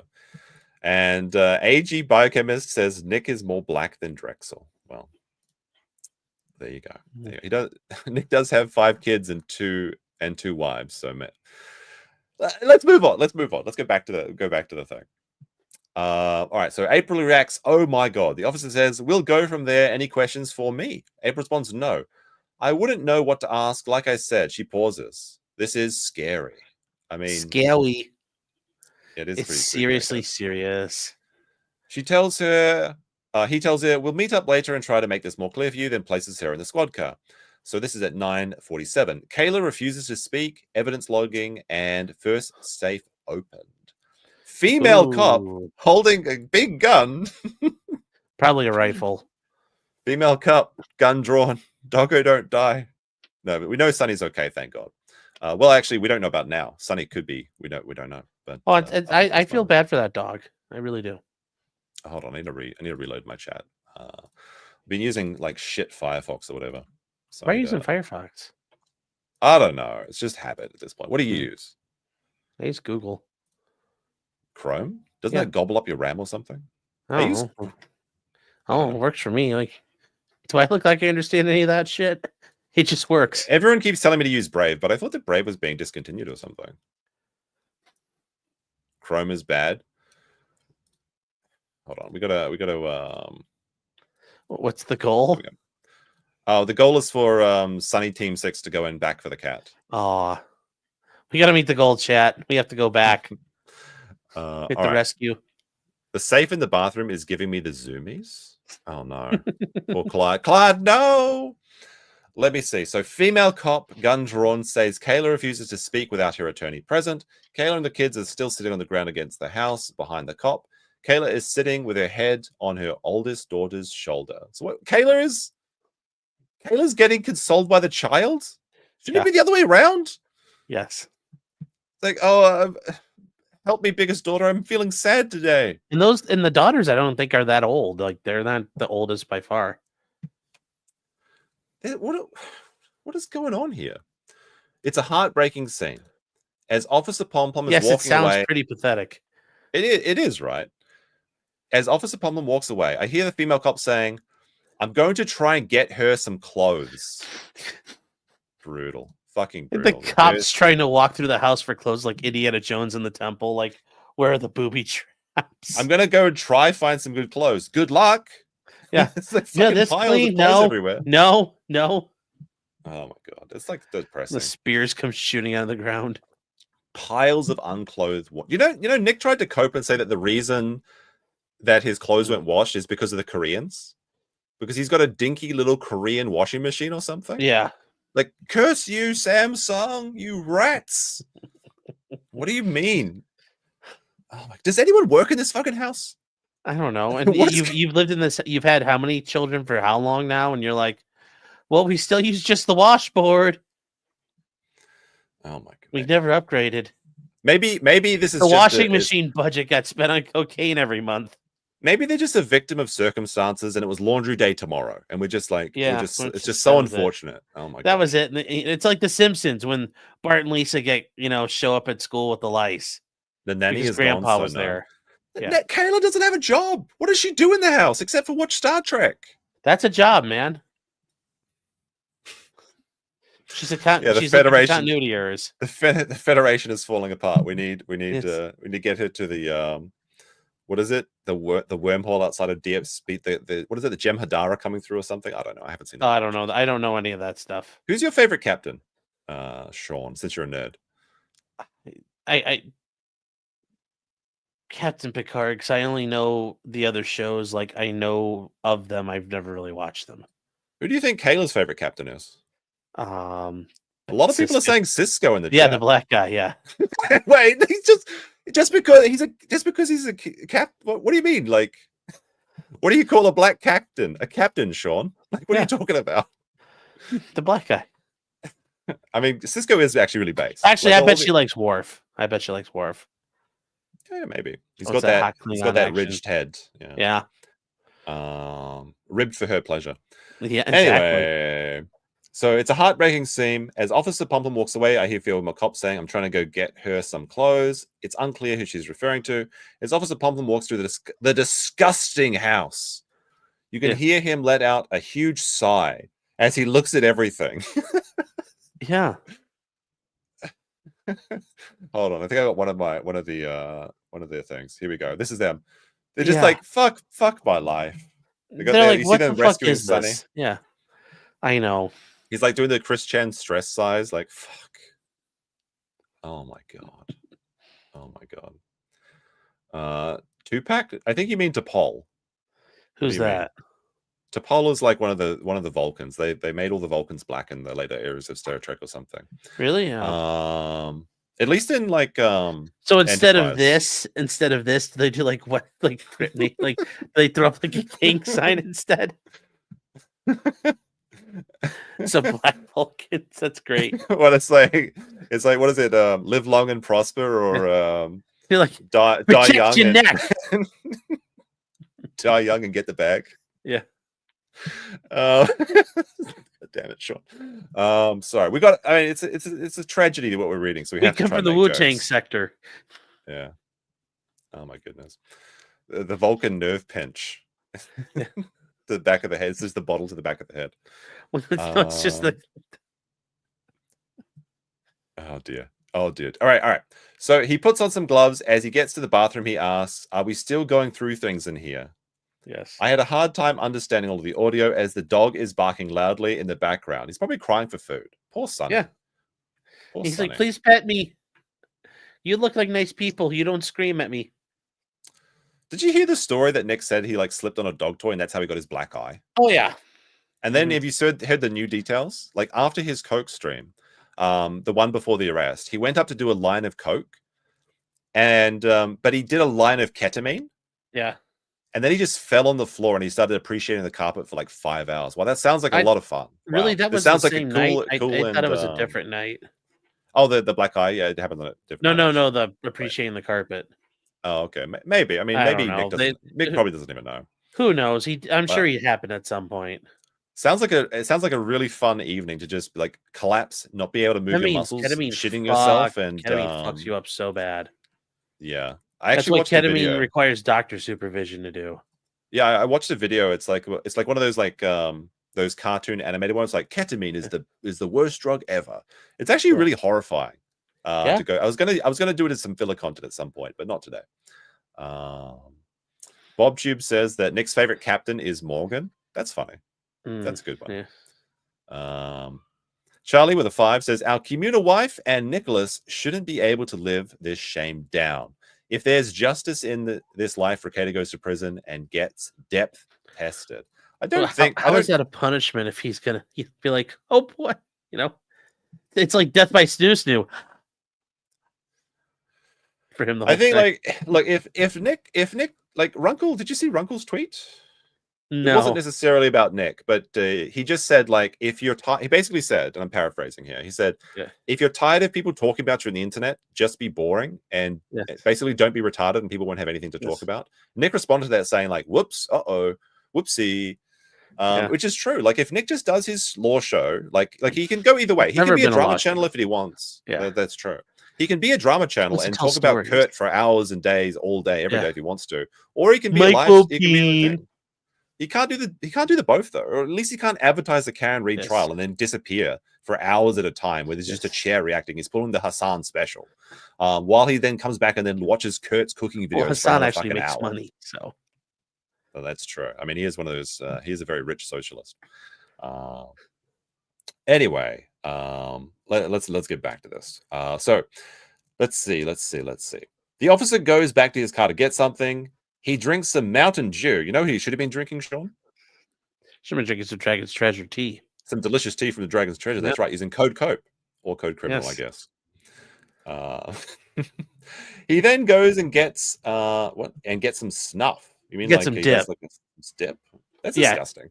Tobacco. Oh, well, I mean, to be fair, maybe he had to fuck up his nose because he knew he was going back in Nick's house. He went in there. He packed a big old fat and just sitting there doing his slapping the tin and packed a big. I bet he did some like Copenhagen or some Skull. So I know nothing about this, so like I can't even pretend that I do. On his way back in, he passes Kayla and the kids again. He has interactions with other cop that I couldn't quite understand. Someone says something about the house being huge. Now, Nick has said that this is the cops saying like, "Oh man, what a big house! If I had this, then I would have treated it right or something." Well, yeah, a lot of people would say that. To me, it just sounds like they're annoyed that they have to go through this. Yeah, they're like, "Oh my god, how big is this house? We have to search everywhere." Cavern of depravity or something.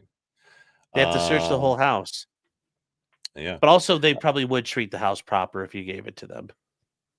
I mean, I think most people would. Like most people when they're handed everything in life, because Nick had approximately 2 years of actually working before he was gifted his trust fund or whatever. You do hear stories though, don't you, about like people that win the lottery and then they destroy their entire life gets destroyed. I think that's the kind of what happened to Nick in this one. Yeah, that happens. Happens to white people a lot, but a lot of minorities. So he really is. Yeah. People do need to strive for something in their life. They need to work towards something. You can't just be a lazy, hedonistic piece of shit or anything. I've said it before, but there's like a quote I really like from the Dune novels where I think it's something like seek freedom and become captive of your desires, seek discipline and find your liberty. It's very true. Like if you just like indulge in like these pleasure seeking activities, like that doesn't mean you can't have fun. But you have to balance it off. Like humans need to kind of work and have a purpose. You need to suffer and get out there. Yeah, you need to struggle. You need to Jordan have this Peterson's adversity in your life. Of all the things, yes, Jordan Peterson's right. You need to have a purpose. It needs to be suffering. There needs to be a struggle that guides you. Jordan Peterson also said you should clean your room and wash your penis, and that's also true. Good advice. Nick should have followed. But maybe that's why he said gonorrhea to the cops. Maybe he has personal experience and he should have washed his penis. Yes. All right. I'm going to be right back. Hold on. Yeah, no worries.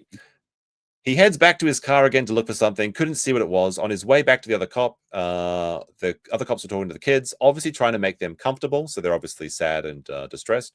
After he gets inside, again, the audio is hard to understand between background noises, radio chatter, and the dog barking. Dog is in the bathroom with a baby gate up. Confirmation that Sonny is chained up. Well, not chained up, but caged up in the bathroom, not getting natural light, suffering while the degeneracy goes on all around it. We need to save Sonny. Please send in Sonny Team 6 and get the cat, get the dog. We need to get them out. Free the dog. Yes, very true. Free the dog.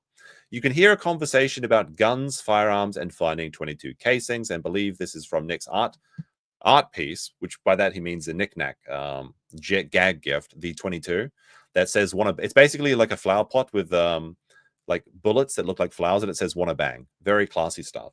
Officer Pomplin starts writing down the list of evidence found. Number 1, snort tube found on the nightstand, tested positive for cocaine. There are 4 cops searching the room. Officer Pomplin heads back to the squad car to retrieve evidence bags. Kayla is not sitting with the kids at this time when he passes. 9:54. Officer Pomplin starts logging evidence again. A glass vial that tested positive for cocaine on the nightstand. 2 credit cards with April's name on them. All the evidence is from the cut fridge nightstand, which is covered in a bunch of miscellaneous junk, like a Celsius can, a couple of candles, a spray bottle of something, maybe lube. Ugh, disgusting. And, oh wait, we're going to play the thing, right? Where is it? The lube bottle. But at least now it can't get much worse. But it did get worse. There we go. Now, this is an interesting point that comes up here. Let me see. One of the officers picks up. Oh wait, sorry. The Celsius can. What is Celsius? Is that a drink or something? Yes, it's a seltzer. Oh, okay. A spray bottle of something, maybe lube, and an unframed picture of Nick and Kayla laying on top of other junk. What? Like, did they take a picture of their depravity just lying on piles of garbage? No. I think like the unframed picture of Nick and Kayla was laying on top of more garbage. Okay. But it also sounds very apropos as well. Yeah. One of the officers picks up a bottle of pills and says, this is paraphrased from memory. I wasn't able to hear what he said verbatim. Something like, I found one of the kids' prescriptions right next to the cocaine. It has the name Celeste on it. Now, Celeste is the mother, the rich mother of Rekieta. Yes, I think they have a kid who starts with CE.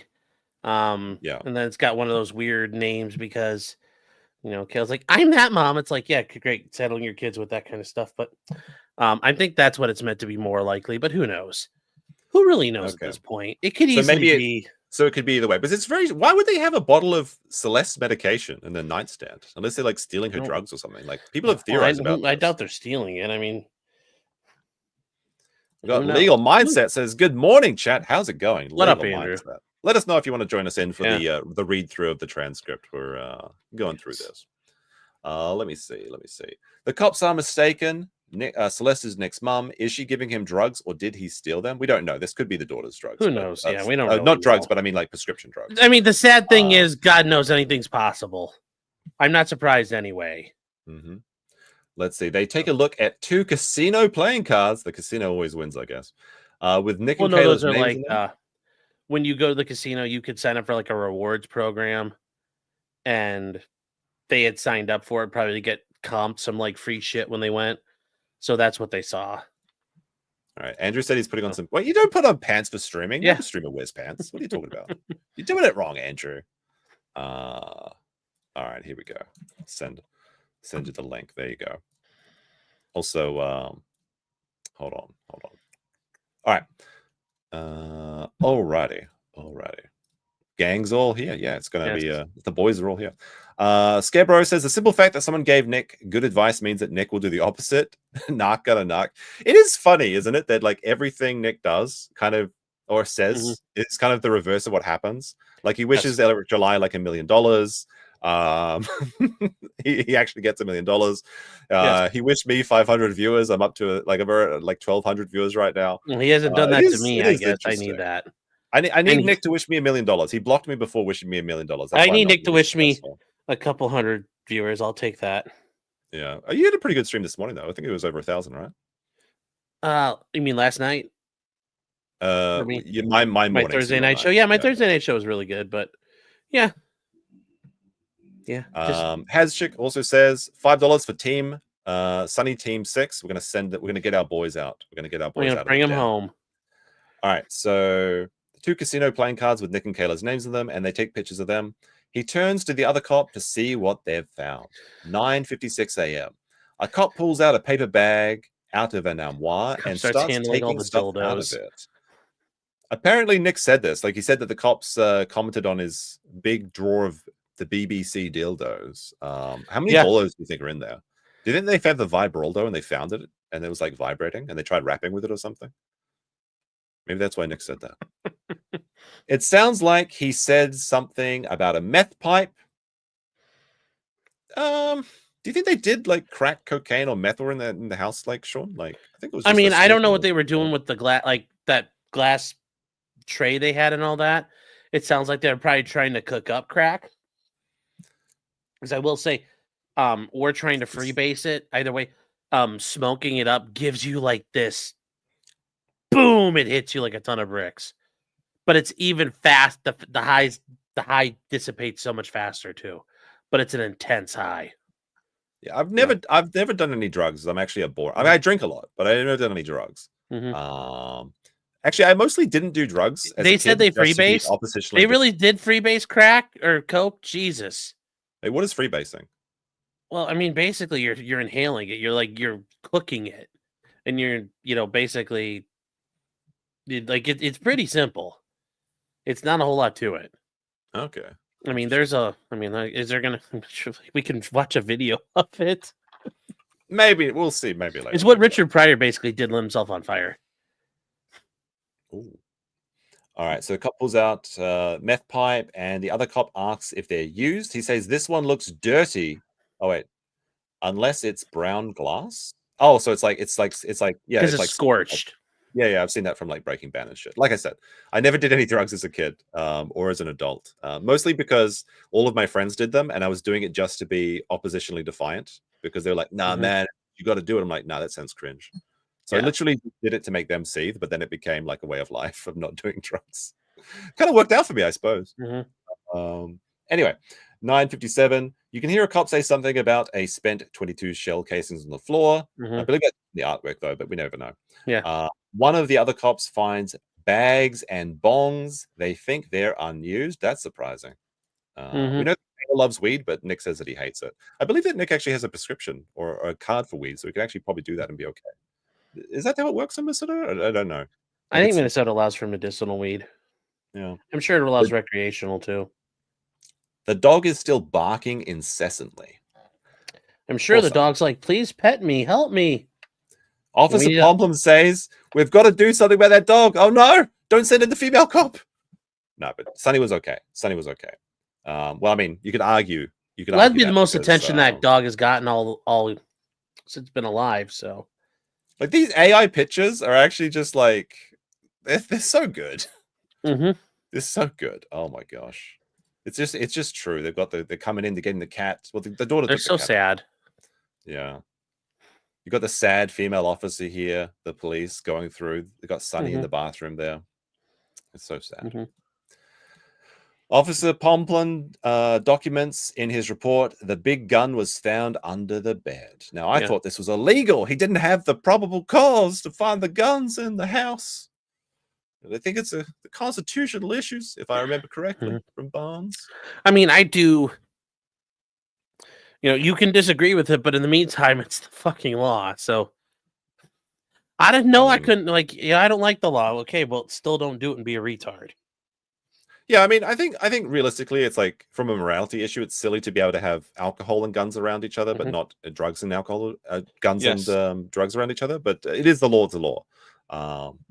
So anyway, Pomplum continues searching and logging the evidence. He's still in the bathroom where the red fridge nightstand is located. The cuck fridge. The monument to his cuckoldry, yes. There's movement and chatter as the officer goes through items. It's a mix of searching, bagging, and documenting. The audio is difficult to make out clearly because of overlapping voices, barking, and background noise. One of the officers says they found edibles, holds up what looks to be a grinder, and says it contains white powder. They say they're going to test it. You can hear a child back in the house at 10:01. Second safe, drugs inside, family service update. 10:02. He is documenting some evidence, a metal container and 2 glass ones with powder. A female comes in asking about taking something to the jail for Kayla. I believe this is Kayla. Like, Kayla asked for her medication, right? But it was just like a bag of like. Mommy needs her pill. Mama needs her pills. That's right. One of the officers finds something under the bed. Officer Pomplum asks, "What's that?" It sounds like the other officer is searching for something. Say something about a Supreme Court unclear word license. Not sure what this would be. I could not make out that word. I guess we'd have to see to find out. We'd have to know. We won't know though. Well, we never know. There's suit is transparency has not been brought to Candioi County. Oh wait, hold on a second. We got to play it. We got to play the theme song. Where is it? Legal mindset. Legal mindset. Legal dicks. How's it going, man? It always hits. What's up, guys? What's up, man? Yeah, we're just going through. Let me just tweet out some stuff. You want to say hi and everything. See you. I just woke up and I was like, oh, this is great stuff to be doing first thing in the morning. Is Vitaly still alive? Vitaly is not. He is not doing well. I saw your last update. He literally was begging, "Oh, I have mental health issues. Please let me go." And that is not working out well for him at all whatsoever. So have you seen any of these details, Andrew? My productive head mod, shout out to Danielle, did send me the notes, and I was able to skim them before I passed out. But I have not read them in like full Balldo noticing detail. So it's pretty dark, honestly. Like, obviously, we're trying to make light of this. It's the only way you can kind of get through it. Like, it's very sad. Like, it paints a picture. Like, you can totally understand why Nick wanted to get this suppressed. It's awful for him, but like this is almost, it's not, maybe not worse, but like without trying to correct the record, this paints a really dark picture that people are going to believe is the case. So maybe he should just come out and prove that it's all fake lies if that's the case. Well, which was objectively we have to, I know what you're trying to say here, but objectively this is the case, presumptively, unless it's rebutted, because this is probably going to be the only version we're going to get for a while. And until, it's challenged, and that's if and when, and Sean, I'm actually really interested what you think, because I just saw, Hardin's motion. I didn't read it in detail, but I am interested. Sean, you know better than me. I'm just a simple country Florida lawyer. But I don't know what the chances of Hardin prevailing on that are. I mean, I don't like. Obviously, the judge is not like it's going to get filed. Judge Wenzel's not going to change his mind. I think this is going to be where the appellate issues come in. But I think at the end of the day, and I think you would agree, if you file a motion, that's now part of the record. And anything you talk about in that motion, and it's saying, look, here's some exhibits, here's things I want to argue about, those are now part of the record too. So I would argue at least parts of this. And you know what the funny thing is, if it just became those screenshots of like those specific moments in the body cam footage came out, that alone I'm sure would cause like Nick to want to punch himself to death. Even clips of the body, even just those little clips, and it's like I think that would be enough. Like just one screenshot of what the house looked like. Full like Seethe. That's the thing. We don't need every single image. We just need one image. I mean, the AI, that's what we've all got to go for, is these AI things, and it looks like pretty bad. You got like the dirty bathroom with the dogs and things. Like, are these on the farms? These are on the farms. Like these are really good. These are pretty good. Hilarious. That one is hilarious. This actually in the transcript. This actually happened. Although I'm being obstructed by the ceiling cat now. Might have to remove them. I'll put them back in the. There we go. Like this actually happens. They describe this as a cinematic kino moment where Nick and April, his lover, are facing each other chained up outside. Like these are the events, and like the story about the cop. Like it's like a tragedy. Like no wonder he wants this. That's sad. No, that shit is sad. Without joy. Yeah, right there. This is my favorite one though. If only you knew how bad things really are. That the child carries out the orange tabby cat. Is like finally some freedom. Well, the cat's getting fat, like eating on the rats in the. Listen, garbage. Josh, you can give the cat a shower, but you can't cleanse its soul from what it's seen. That's true. That's true. All right, let's continue. Let's continue with this reading. So yes, at 10:04 a.m., he asked the other cops, "Did you see Nick's arms? Track marks all down." Now, I don't necessarily think that Nick had track marks, but he was definitely scratching his arms like bug bites and like getting like the shakes. And I think that's what the case was. Yeah, I don't necessarily think he was injecting stuff, but once again, as someone who has done much more drugs than Josh, it is he was doing a whole lot of shit. A whole lot of very serious. If you're freebasing cocaine, you're not far away from injecting cocaine. Correct. I mean, it wouldn't surprise me. I mean, when you're freebasing cocaine, you're really far down the scale. That's not, or freebasing crack. It's pretty bad. Yeah. He then says to be cognizant of the possibility of finding needles and says they could be sores. Paraphrase, couldn't hear well. They mentioned they passed Nick in his car on the way to his house. And that means they're just worried about finding. They're just like, be careful. There might be exposed needles. Oh, yeah. Exactly. They don't want to get injected. And, I mean, Nick did warn them to get gonorrhea and die. So they may be worried about that now. Those dirty needles all over the house. Sounds like a really safe place to have 5 kids. Yeah. Another cop comes in and says they're interviewing the mum right now. Pomlin says we're going to be a while. They discuss the area they want to search thoroughly, the master bedroom, 2 studios, and the inner and outer vault studio area. He calls Nick's studio the lair.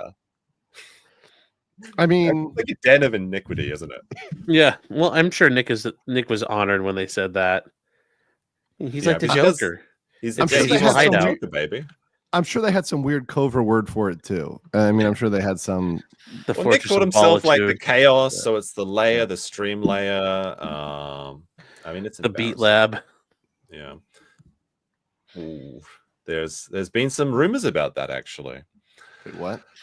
Yeah. That was not that was not a pun intended, but really, This is one other thing that Josh. No, I guess I'll bleed this in here now. This number Josh's one, I stream- entirely believe. I guarantee you, there is a piece of paper on the front desk with his picture, and it says, "If you see this man, call the sheriff's office immediately." All right, so I believe Dixieland, number one 100% as well. Yes.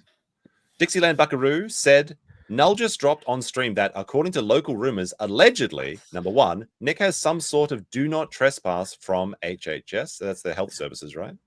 Yeah, just human services, children's services in the county for being a lunatic and yelling at them in the office. I'm sure that's at many of their county buildings, but yes, that's because they had to have their meetings. They said, "Well, Nick, where's the coke coming from?"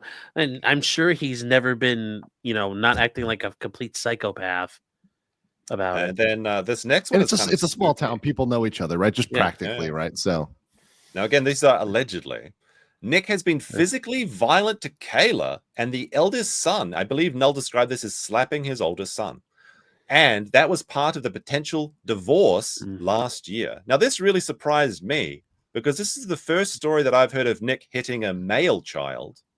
But any thoughts about this? Well, obviously, I would want to see like what the basis for that was, right? What the basis for that information was, like if there's any actual filings, etc. Like, because that's the more serious of the claims.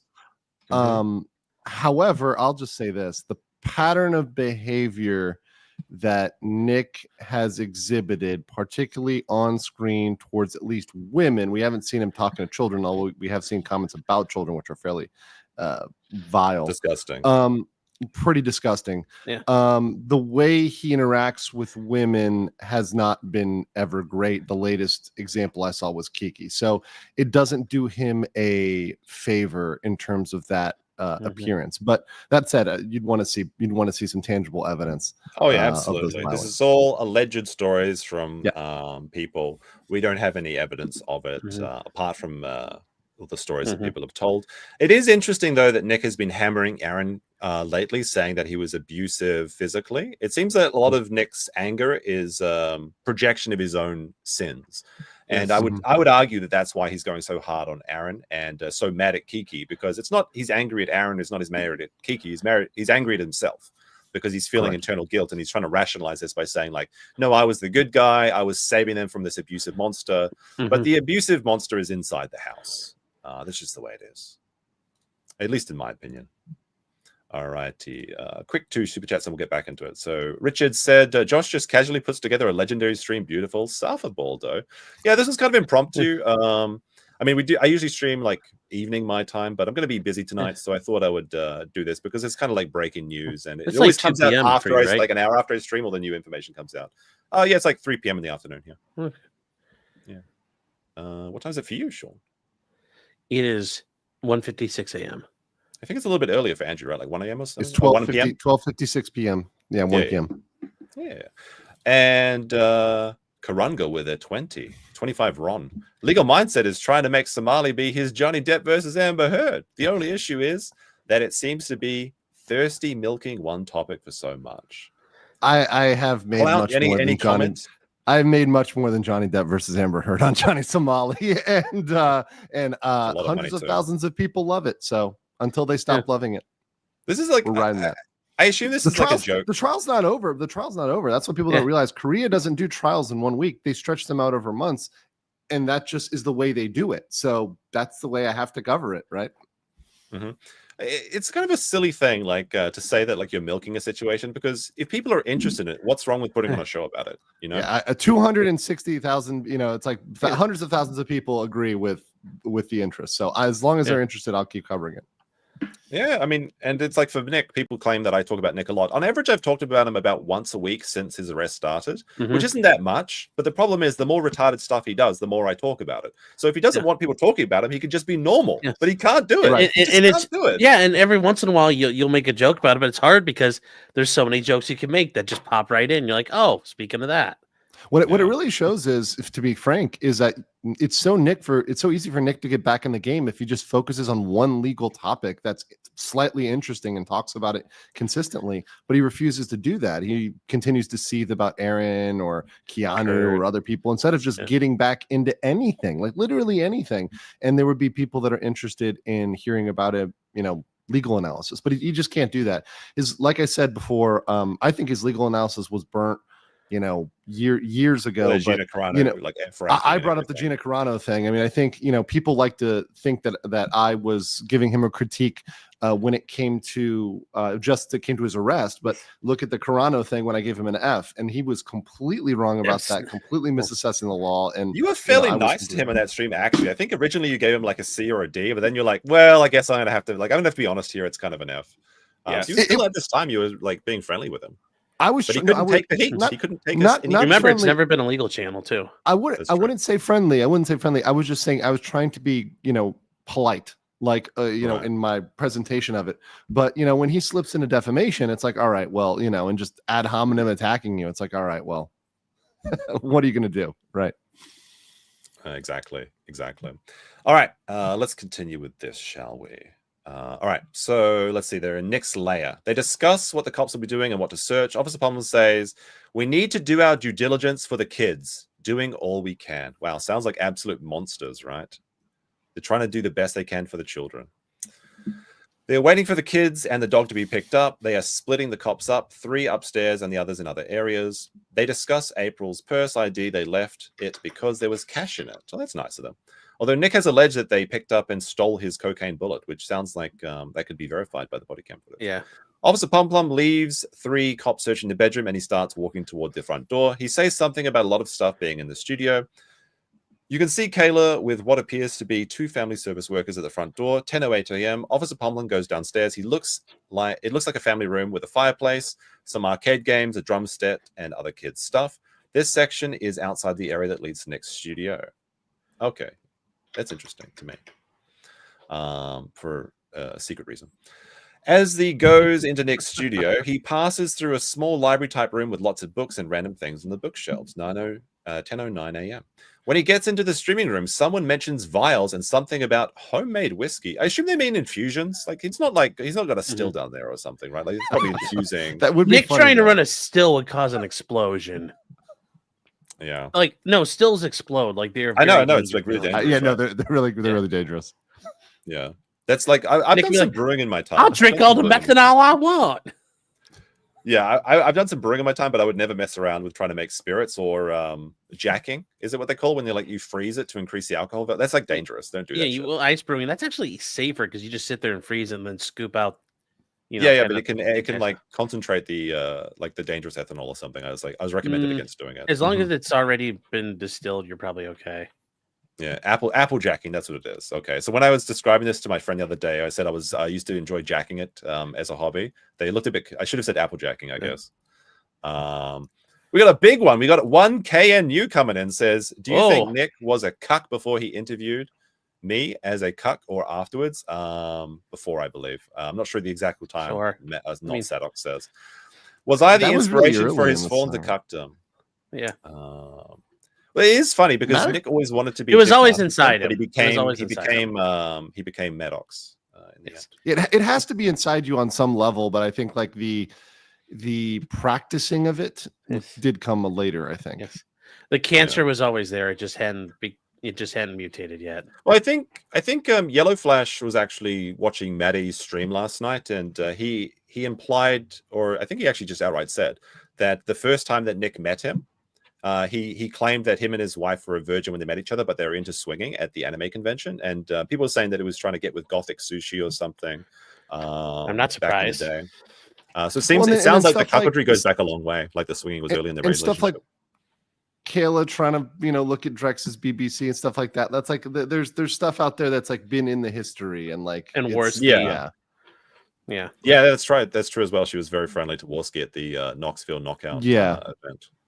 Speaking of Knoxville Knockout Crew, there's actually kind of a little bit of a reference to that in this as we go through this. I think we're almost to it, actually. Let me see. Officer Pomplum opens a Ziploc bag and pulls out a small box that looks like it has a picture of food on it. I guess that's what they were feeding the kids. Pictures of food. Oh, that's why they were hungry. Who says? It looks like something you get out of a frozen food section. He pulls out different vials. One has a brown substance in it, and one of them says brine written on it. I don't know what that is. Is it like nobody knows. Maybe it's some... Didn't Nick say? I'm assuming it's cum brewing. He's taking cum and bottling it up from. What's bowls. that, Andrew? That's what I'm assuming. But didn't Nick admit that one of the substances they found, which they didn't test, was DMT? I think that was in the bedroom. Yeah. In the bedroom. Sorry. I'm still waking up here. These are all the things that's that all right. Found, right? So, this is the streaming room. Yeah. So wait, who so knows what this stuff is?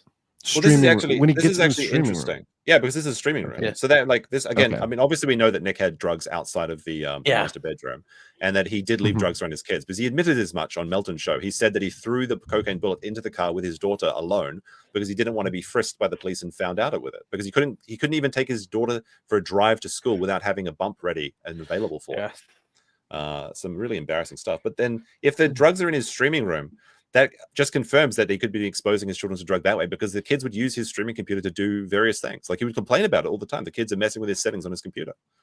I mean, guess we don't know what this brown. The biggest thing is he's coked out of his mind. So, coming up with all kinds of ideas. I'm sure this is all just garbage. So, all right. So one has a brown substance in it, and he says one of them has brine written on it. He says the other one looks like it has whole pepper in it, and comments that it's weird. Do you think it was funny and weird, or just regular weird? He pulls out a bag of seeds. Again, is this his green thumb, like his other hobby? He's like secretly gardening or something. Again, they say something about it being possibly made for homemade whiskey or something. It sounds like they're doing infusions with like cloves or something. I don't know. Maybe. Officer Pomplum starts going through piles of papers. He looks at a handwritten letter. I took notes on it because it's weird and confusing. It was about a father and a daughter. It said things like, Dad admits selfishness in a crisis, Dad getting all the shit but no praise, and the daughter practiced her song for her dad. So this is a reference to Train to Busan, which is a great movie. And again, it's about a movie about a dad that Nick would never understand because the dad sacrificed himself at the end so his family can have a better life. After Googling, I found out it's about South Korean horror film Train to Busan. It's a really good movie. I want to take the train to Busan. Like next time I'm in Korea. We'll do it. We'll do it, Josh. We'll do it. Oh, yeah. Hit me up when you're going to Korea next. In honor of Vices. Yeah. We have to visit his favorite whiskey spot or something and have a cigar and stuff. And that'd be good. Weird shit, just documenting it to be thorough. So someone in the chat suggested that this is when Nick went on to talk with Critical Drinker about the Train to Busan. So it's just got notes from years ago or something. Just showing that he hasn't cleaned his streaming room in ages. The next piece of paper is from the county Department of Environmental Services. It has something about a building or a shed or something. I think Nick was complaining about a swamp on his property and like they couldn't drain it or something because it'd be an environmental issue. It's just like government bullshit. Yeah, the next thing is some zoning issue or trying to build a shed. This is a fun one. This is a fun one. The next thing is a signed anime pic. Oh no. Shit! Oh what no! A fucking nerd! What a fucking nerd! Nerd! Stuff yourself in a locker. Nerd. Hope and Sneed. Next to it is an. Now you gave away the cuck fridge, Nick. You can't stuff yourself in a locker, buddy. Oh no! Good thing Aaron bought the small fridge. Oh, that would have been dangerous to leave in Nick's bedroom. Who's Eric Roland? Eric Roland is a voice actor for My Hero Academia. Okay, so it's an anime voice actor. There you go. So Nick is meeting his favorite stars. It's a signed picture. He is looking at you, Nikki. I saw this. I'm like, oh no, we're starting the True Dark chat. It has lipstick on it. And it has a lipstick lip print on it, like a kissy face, and it says "P.S. Look here," with an arrow pointing to the button area of his shirt. He's gay. He's a troon. But the anime loving kissy picture. Buffalo Nick. Oh no! This makes sense, right? Because we know that Aaron is the reason he's so obsessed with Aaron is because he's a scorned lover. Aaron left the Balldo bunker, and that's what Nick is seething about because Aaron broke up with him. He didn't break up with Aaron, and now it all makes sense. Oh my goodness! He tried to do an AI version, but it's the best thing. I've seen the picture. It's pretty silly. I couldn't get it right exactly. Next is a piece of an unopened certified mail to Kayla with writing on the envelope. Then he finds a cardboard box with a question mark drawn on it in a marker. He opens it, and inside there is a ton of shredded paper. He rummages through it and finds something that he thinks might have been a big shroom. Now, is this shrooms as in like, is this just mushrooms growing in Nick's house? I don't Like, know. is this just because it's dirty, or is it because it's like a psychedelic shroom or something? I assume it's the former, the dirty. Presumably the second, but with Nick, who knows? But I don't know, growing? They don't describe it as growing though. Yeah, but you can grow mushrooms in damp paper. Yeah, it's possible. I mean, maybe it's just an environmental like spawn or something, you know. Like he's starting a biome in his streaming dank room. He's keeping all the alcohol off the floor because it's going to destroy the bacteria that he's trying to use to grow things. That's why he's got to lick the bottle. I don't know. It seems like there might have been a big. Maybe it's like one of those like like those dick-shaped shrooms that people have. You know what I mean? Like the plastic toy ones or something. That people have. Do you have a dick-shaped shroom, Josh? Like you make it sound common. There's a vending machine in Osaka that has a big box of there's a dick-shaped vending shrooms machine in Japan that sells it. Okay, that's justification. It's true. I could get a picture of it. There's a vending machine for everything in Japan. No, it's like the shiitake mushroom. Like, hold on, let me see if I can find. I shouldn't have mentioned this. Now you've been outed and exposed. Yes, it's too late now. Let me see if I can find this. Josh is just casually carrying around vending machine items from Japan. No, I found it. I found it straight away. This is in Osaka because you knew where it was. It's my account. Yeah. No, this is what I'm talking about. Like, look, it's a prize grabber. No, it's in Shinsekai, Andrew. You've seen this vending machine. The claw thing. I took you there. I have seen this not shit. seen this vending machine. You lying sack of shit, Josh. Look, they've got Arnie over there. You are a liar. You can see it's vibrating as well. It's like this is in Shinsekai. It's 500 yen a play. You're gonna need to prove this because this is gonna go against your record. Sorry, I should have mentioned this. Oh my goodness, exposed. I also have signed anime pictures with kissy faces with arrows pointing to the shirt. Who doesn't? Who doesn't? Thing. Oh my goodness. Okay, on that note, I gotta go. I have my lunch just came. I'll be right back, guys. All right, peace, Andrew. All right. So let's see. He rummages through it and finds out that he thinks it might have been a big shroom. He asks the other cop. The other cop says no. Officer Pomlin smells it and puts it back. Chat. Imagine the smell. Oh my god. Imagine the smell. It's like a murder scene. They got a vapor rub under their nose. It's like Silence. It wasn't visible on camera for very long. Now the thing is, like these, you have to understand that these recordings were played, like I guess, like on a big projector or something, or in front of a TV. They didn't have an opportunity to pause it or zoom in or anything like that. So like the officers play it in the room. I guess there's no opportunity to record it. That would be legal anyway. But so there's these details that you can only be seen by repeated watching, and the people are going back. This is where Null. We should have hired a court reporter to go in there and just. My goodness. Like Null said, like he wanted to go up and see it himself, but he's like, oh, the flight's going to be expensive. No, you had the opportunity to do the funniest thing ever. Why? Yeah. Why? Yeah. He could just run out the door with it. People would have understood if you took the money from the $6,000 that you raised for the body cam. They would have known. They would have understood. Yes. Oh, well. But we only have these accounts, which are funny enough. Judge, come watch this with me. Yeah. Another cop comes in. He has a safe he found under the bathroom sink in the master bathroom. It is a briefcase-style safe that's locked. It has a part of a baggie hanging out. So it's like they've got like the little, like like the cartoon bag with like the dollar signs coming out of the like the briefcase. Yeah, your little bindles of drugs hanging out of it. Is that what April was doing? Was she's like clawing at the baggie, trying to pull it out to get that hit of coke, but she couldn't remember the combination? Like an animal, like trying to fish garbage out of the. It's like 2001. They're trying. Her and Kayla figured out how to use tools. They're like, I can use this. Start smashing shit. All right, let me see. They were able to test part of it that was sticking out, and it tested positive for cocaine. It's so funny. Like, I mean, obviously they would have got the case open eventually, but the fact that there was like they were so sloppy with their like the idea of the case is to lock things inside the case. Yes. It doesn't help it if you leave things outside that can be tested. Like, yes, like, criminal mastermind over here. What are we doing? Yes. The officer leaves and goes back and asks for a key. He gets on a quick phone call, then asks Kayla for the key. She is with 2 family service workers. She tells her, we need the key or we're going to have to break it open. She says she doesn't know where it is. I thought there was a combination. Or is there like 2 safes or something? Is that what's I don't know. Who knows? Yeah, I guess we'll never know. She says she doesn't know where it is. 10:14. I don't know. I don't know. She doesn't know anything. That's true. They should have asked. Like, I guarantee you. I that know if the it's, login to my streaming service to watch Star Trek. I guarantee you that the code to the safe is 1224. Do you know why? This is birth. It's December. a birthday. Whose Yeah. birthday? Nick's, isn't it? Aaron's. Oh, it's Aaron's. It's always a loved one's birthday. Is it Christmas Eve, baby? Oh, Yeah, that's why Nick, like, you're my Christmas present. That's why they went to spend Christmas Eve with Aaron and April at the casino, away from their family, rather than spend it with their family. They went to their spend it with your boyfriend. Yeah, exactly.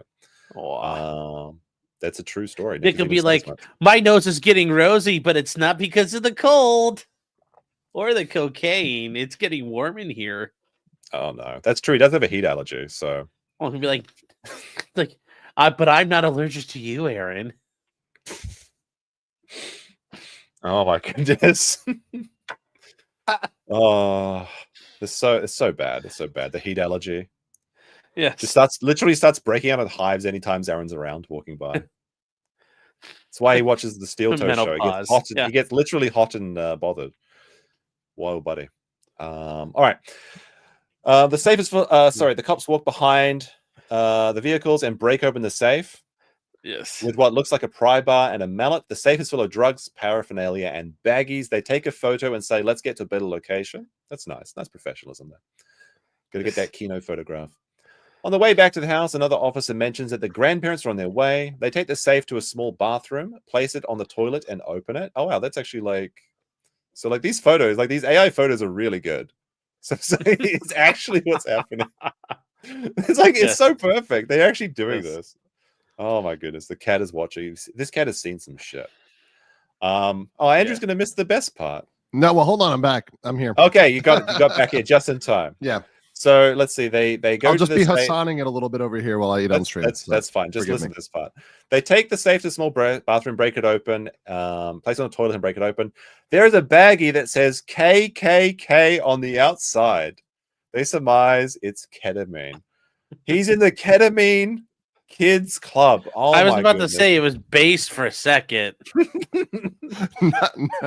No. What color is ketamine? Is it like white, like cocaine? So ketamine is typically a white crystal, and you crush it into a dust and typically snort it. That's the this is the whitest of ketamine, I imagine. It's only the whitest of the whites. No mixing with that brown stuff. If it's brown, that's not ketamine. No, I know, but this ketamine won't mix with the brown stuff. The KKK took my baby away. It's the crazy Kayla's cocaine. Come on, who's got the best acronyms for this? It's the Kayla Cocaine Classic. Oh, no. That's a good Simpsons reference, actually. There's a digital scale, snort tubes, and a metal piece. It looks like a crack pipe. The other metal item looks like a spoon with a handle. No, they found a crack pipe earlier. Dirty brown crack pipe. Yes, that's why they're freebasing. The fact that they describe it that way is just perfect. It's freebasing. They were firing up crack rocks. I don't know. You can take your pick. Mm-hmm. He asks for another cop and says, "This is insane." Yes. They were not. It's not like in the simulations. It's too degenerate. He rips. His gloves rip and he needs a new one. Oh my goodness. It's like Outbreak when Kevin Spacey's suit tears. And they're like, oof. Oh no. You've caught the cuck disease. It's a Kayla's crack cocaine. It's the cover cuck crack. That's a good one. There's some good ones in here. Let me see. He asks another cop and says, "This is insane." I read that part. He says he thinks this one is ketamine and the bites are either Molly or LSD. I guess that's edibles. Yeah, he had a bunch of LSD. There's edible, but where do they say edibles were mentioned? Edibles were mentioned earlier on. I think they were found on top of the fridge, but that was definitely mentioned. They start documenting the evidence. There's a baggie that was sticking out of the safe, which tested positive for cocaine. There is also some cards and rolled up dollar bills. They find a large corner cut with white powder. Mm-hmm. There are Ziploc bags. So it's like when you frost a cake, right? And you cut off the corner. That's the only way. It's called a bindle. You take you squirt it down into a corner, and then you basically kind of cut off the end, and it has it's that way. It's like a sealed up little bag. Okay. You do it with heat. That way you make little baggies. I'm much too innocent for this. I have no. And that way you can keep, because as you're doing your drugs, now you have a heat sealed end, and you can, kind of keep using the bag and making. They're called little bindles, and you turn a bag into a bunch of little bags. You know an awful lot about this, Sean. Yeah, I know. And I'm serious that's how they only got charged with this shit, because out here, dude, they'd have got hit for the DMT, the LSD, like the ketamine. Like he would have gotten, cranked up on a couple of these charges. It's because of the Zooluminati. Have you heard about this, Andrew? What? The Zooluminati? No.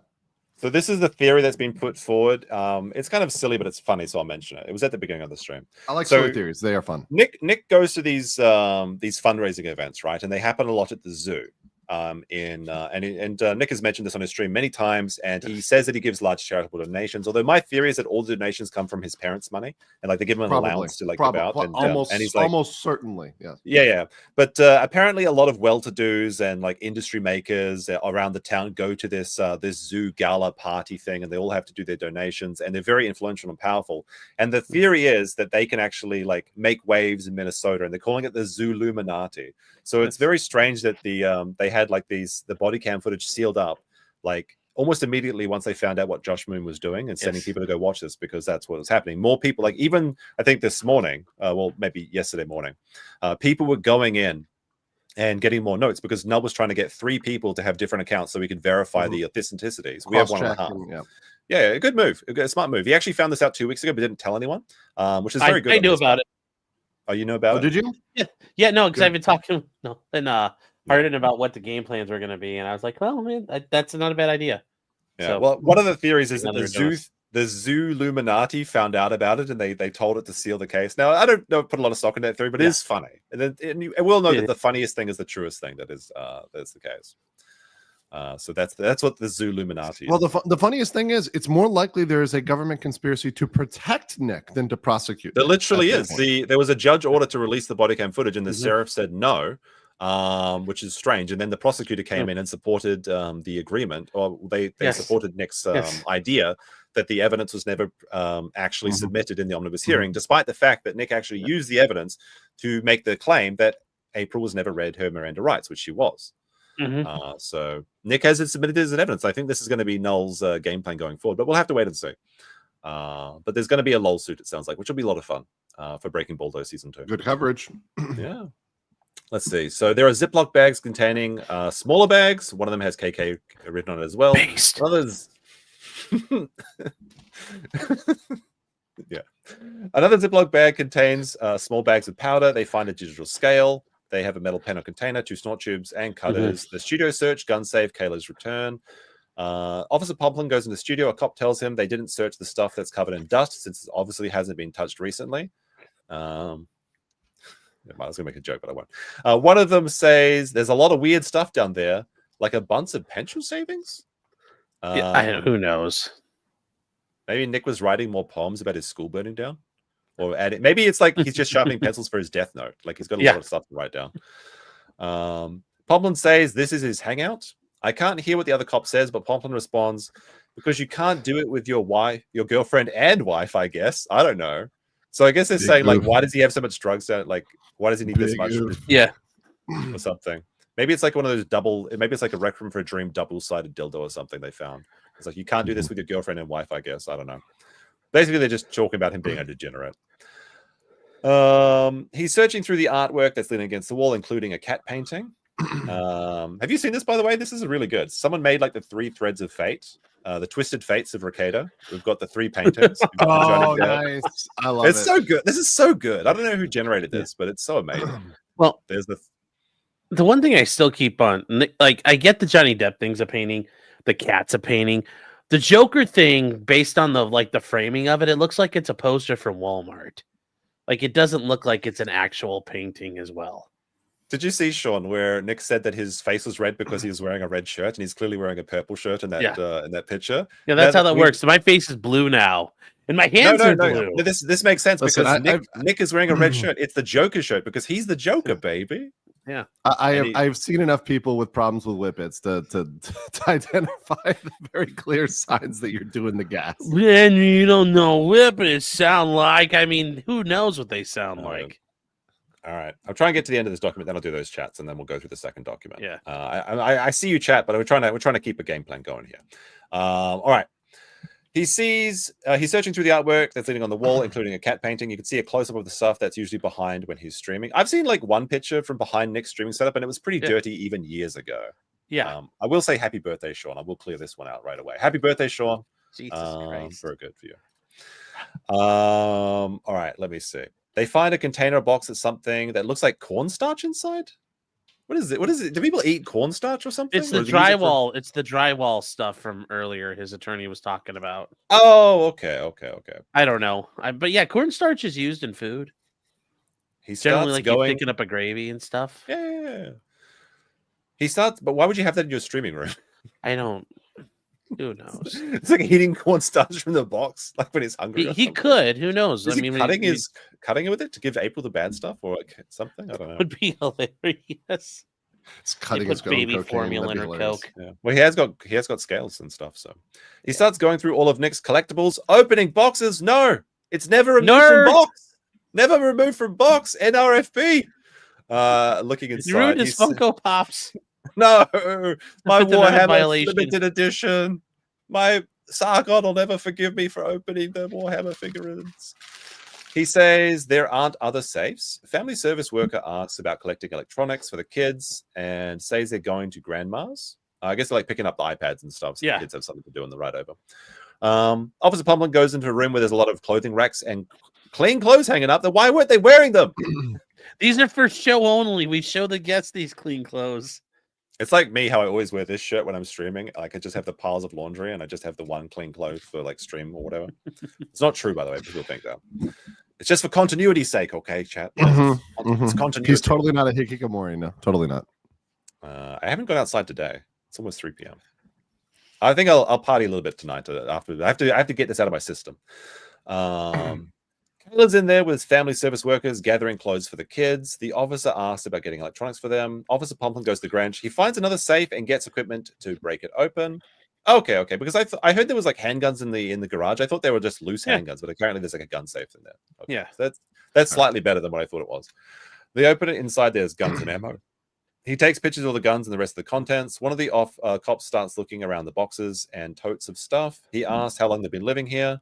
The officer says a while. It's got that like baked in living scent. Like imagine the smell chart. The other cop says it looks like they have half unpacked boxes from moving or something. Maybe that's April stuff. Yeah, April. Pumplin says it's April stuff. She's been there over a month, but that's what she said. Someone walks in with a dog on a leash. That's nice. Save Sonny. Save Sonny. Hashtag Save Sonny or Operation SS Good for Boy. short. Yep. We need that. We need those donations to fund Sunny Team 6 to go get our boy out of there. They bring it in and break it open. Inside the Ziploc baggies with a rolled up $100 bill with white powder, rolling papers, and a lot of THC cartridges, and a snooper and a small funnel. They're not sure, but some of it is suspected to be fentanyl. Isn't fentanyl just like isn't it like the death drug that you should just never do or something? Well, that's why your cocaine. Like it actually sounds terrifying. Yeah, well, when you get coke, like buying pills. Like, who knows who the heck he was buying pills from? Like, they're lucky they didn't get caught, get fentanyl in their stuff. Right. They're very lucky. They'll cut certain stuff with fent. Yeah, well, and by cut it's basically all fentanyl. Like, yeah, right. You get a pill. Right. Your pill is a Xanax, and it's pressed like a Xanax, but it's all fentanyl. Mm-hmm. One thing that's kind of interesting to me is we don't know the last time that Nick went to the Twin Cities to pick up his stash or whatever. Like this could have been the end of the month-long stash. Like he's maybe lucky that they only found this much drugs. Like if they'd found him just after he'd come back, and obviously there's conjecture, this is just headcanon and everything. But like he may have been found. Like if they had come like a month later, a month earlier, who knows what they might have found? Like, but it sounds like they were going through a lot of this stuff.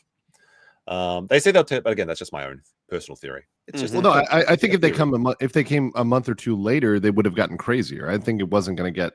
Well, they may be dead. They may just be straight up dead. Yeah, but I get it. They had burned through the re-up, and they were already getting low. So yeah, in a couple weeks there would have been another re-up. Yeah, and if they'd been caught with that amount, I wonder how things would have been different.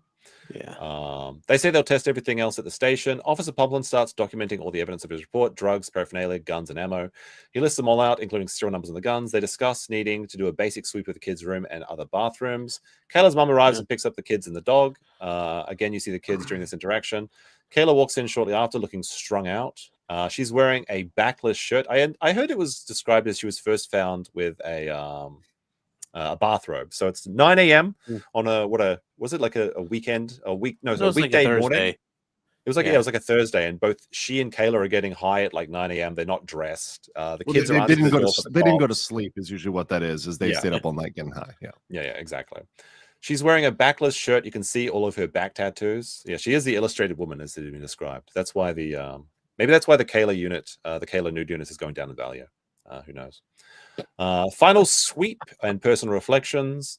They came across a box with April's name on it. They opened and expect the contents. Oh no, they're going to find. It's not a very good sweeping job. Oh wait, they're not talking about that kind of sweep. They start going through the kitchen cabinets, focusing especially on one with all the pills and medicines. When they did that, they disturbed the tomb of the fallen handyman. Shame on them. Yeah. They probably searched that cabinet out of the way and disrupted it. Now he's never going to find peace. He'll eternally wander through the kitchen. I don't know if Andrew knows the lore on the tomb of the I don't know what the fuck you're talking about. So in Nick's kitchen streams, he has a kitchen cabinet, and there's a door off the cabinet, and he says that he has never, underneath the sink, exposing all the chemicals that his children get access to, like bleach and crap and things like that. But it's the safest of homes, of sure. He says he hasn't fixed the door because a handyman was going to go and fix it for him, but he died. So he leaves the door off as a monument to the unforgotten handyman. Okay, that's just schizo. First of all, if you're a man, we've added a little bit onto that, but he's like, yeah, we're gonna fix it. Our handyman, he like died, and we're like, okay, like, was he supposed to come tomorrow to fix it? It's like, oh no, that happened a long time ago. I mean, like I would say, like, he's as a man, he should fix his own cabinets, but he's buying pre-boiled eggs. The man has to buy pre-boiled eggs in bags. Can you imagine Nick trying to handle a screwdriver or a hammer or a drill? No. Yeah. All right, let me see. Officer Pomlin goes back into the master bedroom, walk-in closet. Another officer who debriefs him on where they found the previous evidence, like the bullets in the safe. The other cop goes back to the closet, looking at the shelf, says there's all kind of THC, vapes, and adult stuff. Oh, that must be the illustrious collection of the BBC dildos. And the Balldos, that's the Balldo. I wish they would have put that in the notes, just specifically the Balldo. Nick should we just need some still frames. The government could be nice enough to give us some still frames.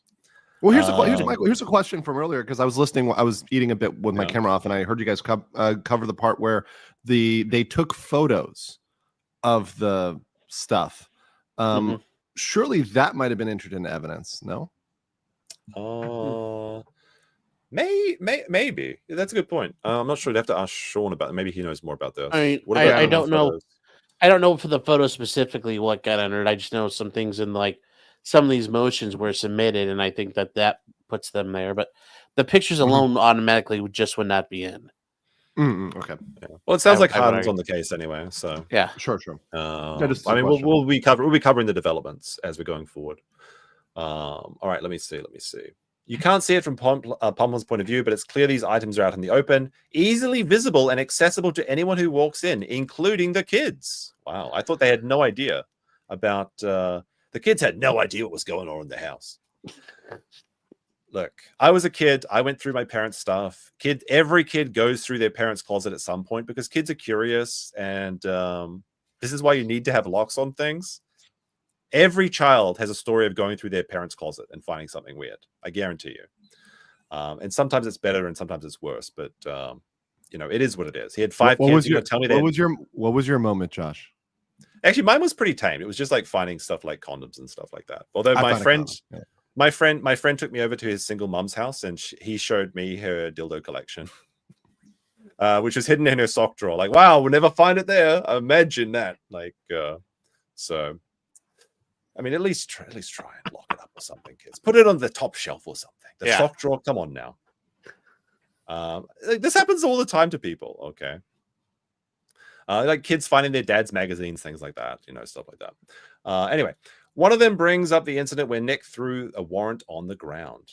I think that's listed in the other document. They all leave. Additional personal observations. The house is a very weird layout. Is it funny or just weird? No, it does have a weird floor plan. Okay. It probably makes sense to Nick's mind. Like listening to him talk is like a verbal hall of mirrors, and so is his house. Let's see. The location of the master bedroom is especially concerning. It is very close to the main communal areas, making it easy for the kids to overhear things that they shouldn't, like sex noises, arguments, and other adult conversations or activities. They've got a vault they could have kept, or they've got a second house. They could have kept all the degeneracy in the second house if they wanted to. But I mean, that would include walking 5 minutes, so that's much too much work. Nick was getting his side bitch delivering herself Uber Eats style when Kayla was out at the shop. He wouldn't even go to the house; she would come to him. Grab mistress or Uber mistress. Yeah, that was one of the funnier leaks that Keanu came out and exposed. That and Nick then verified for some reason that. Whenever Kayla and his mistress were fighting, so that when she would go to the shops, she would call him. He would call April over for a quickie. How embarrassing! Like how fucking embarrassing. Anyway, I bet he thinks it's cool and based. The messiest and most haunted areas of the house are the ones the adults spent the most time in, so the bedroom and I guess the streaming room. The streaming setup is highly curated.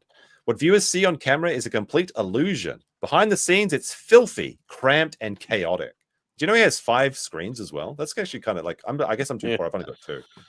How many screens? It's also got that fancy drawing thing. In my main studio 2, but I do need a third.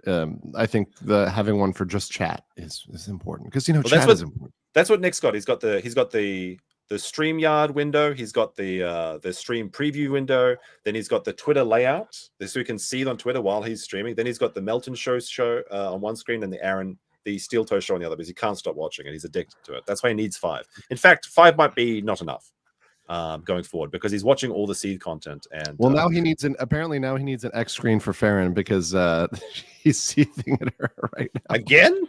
Yeah, right now, actively. Yeah. Is he just going through the list of everyone is he going through the Death Note right now and checking up to see if it's worked yet and nothing's ever happens on it?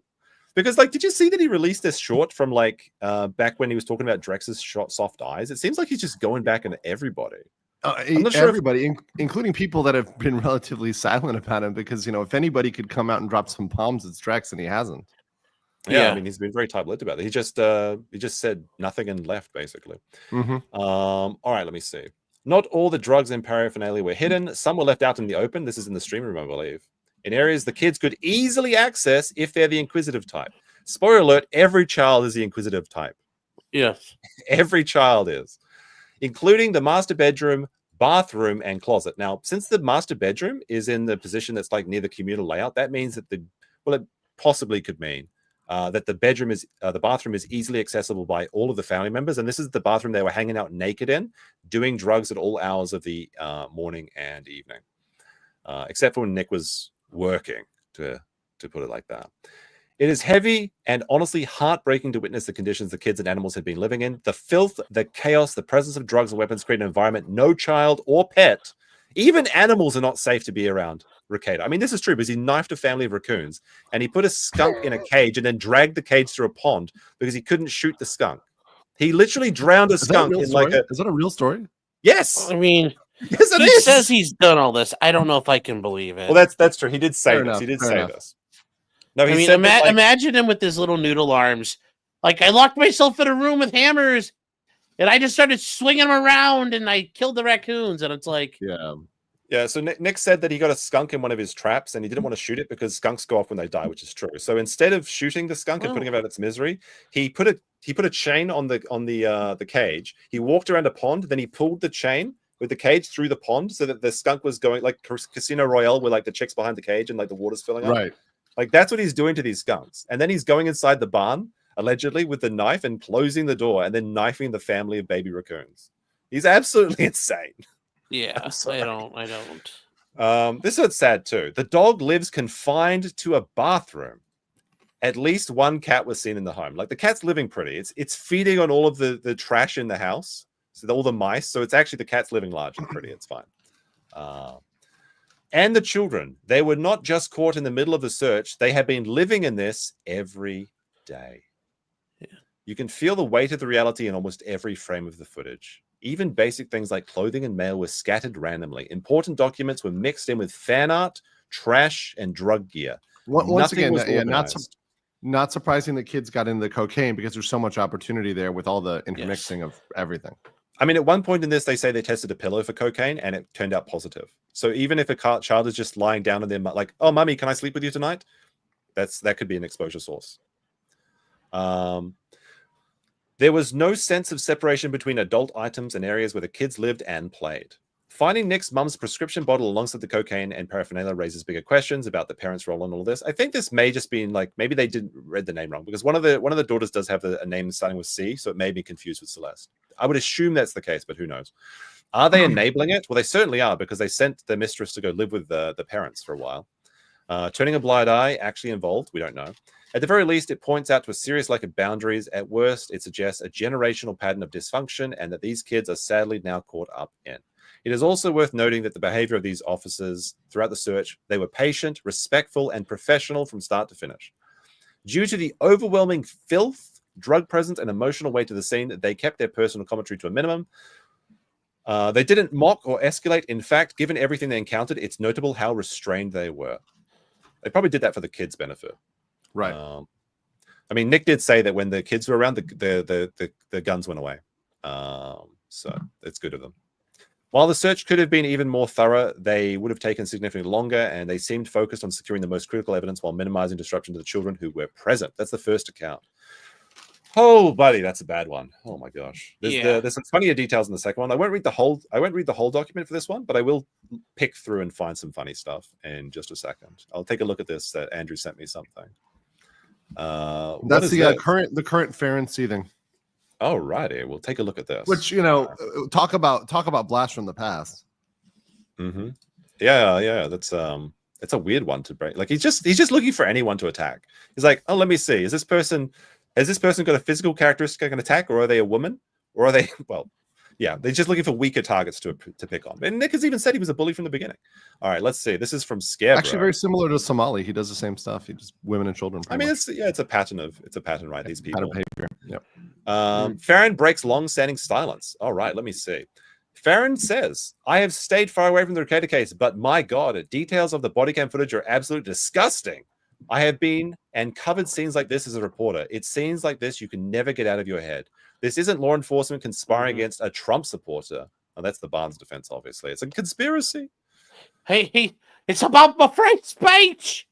Which, to be fair, I haven't heard him making that point in months now. No, he's never said it. He's never said it. But the Barnes thing was like, well, actually, no, it came out again because Kayla said in her thing, Nick says a lot of things, but people don't like him for it. Let me see. He's a guardian. All right. This is a man who is allegedly addicted to drugs and trying to hide the fact that he put his own children through hell, and yet via his current behavior feels no shame. Of course he didn't. He was only sad he got caught. He said that himself. He said he loved the drugs. It was fun. That sounds like a lot of fun when you go to do a line of cocaine and do ketamine instead, and then you're paralyzed, shitting yourself on the bedroom floor, looking at carpet for 3 hours. That sounds like a really fun time. I'm sure your kids are like, oh, that's normal. Wait, hold on. Is he dead? Jumping on the Judas bandwagon. Nick made her. I made you. Rekietalaw. Disloyal. This is true. Rekieta built his following on releasing bodycam footage for all cases. Well, not entirely, but he did expose people's personal details, their DMs, the dirty, again, my life, private. Your life, profit. Those are the words that Nick lives by. Releasing bodycam footage for all cases till his own. He did always say that bodycam was important, though. Yes. In fact, he said that with Sean. It's days like this when I'm truly thankful I won the parent lottery. That is true. There's nothing more valuable than having parents that love you and take care of you. Yeah. My father is and was an accomplished doctor/lawyer and would never let this happen to our family, let alone disrespect my mother.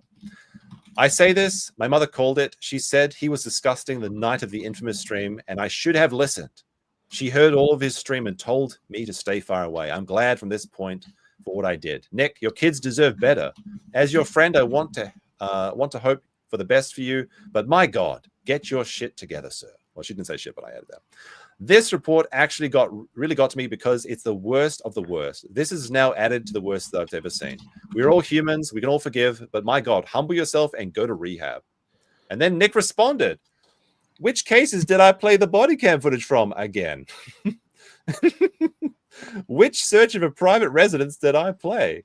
Where did I attempt to sue the government to force them to release body cam footage of a private residence? I keep hearing the things I said or did that I did or didn't sue. Well, actually, Farron responds, go to bed.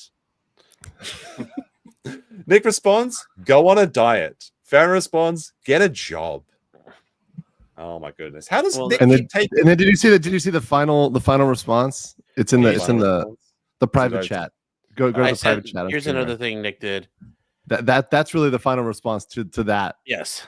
Which once again, All right. Hold on a second. Got to load this between tabs. All right. So Nick says, "Holy fuck, Farron! I'm sorry. When I was calling you fat, I didn't realize you were expecting. Did you eat a pregnant lady? I know your dead ass eggs aren't hatching. It's just you've embarrassed yourself enough. Go to bed, little boy." I mean, like, Nick was trying to bang this chick, and then he's just like, "This is literally just the incel Seethe, where it's like, hey, hottie, you want to bang?" And she's like, "No." "Well, you're ugly anyway. You whore."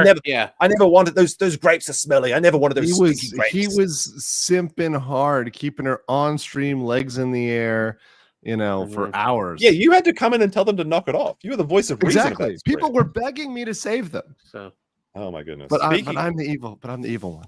All right. We'll get back to the second notes. I'll just quickly clear these chats out. Sorry, chat. I know I've been neglecting them. Let's see. T-Rex Trucking and More says, also from my experience in a past life, I'm 80% sure that this brown substance they found, since they couldn't test it, is a designer drug made from simulate magic mushrooms. Interesting, if true. I mean, I wouldn't know anything about that. He said it was DMT.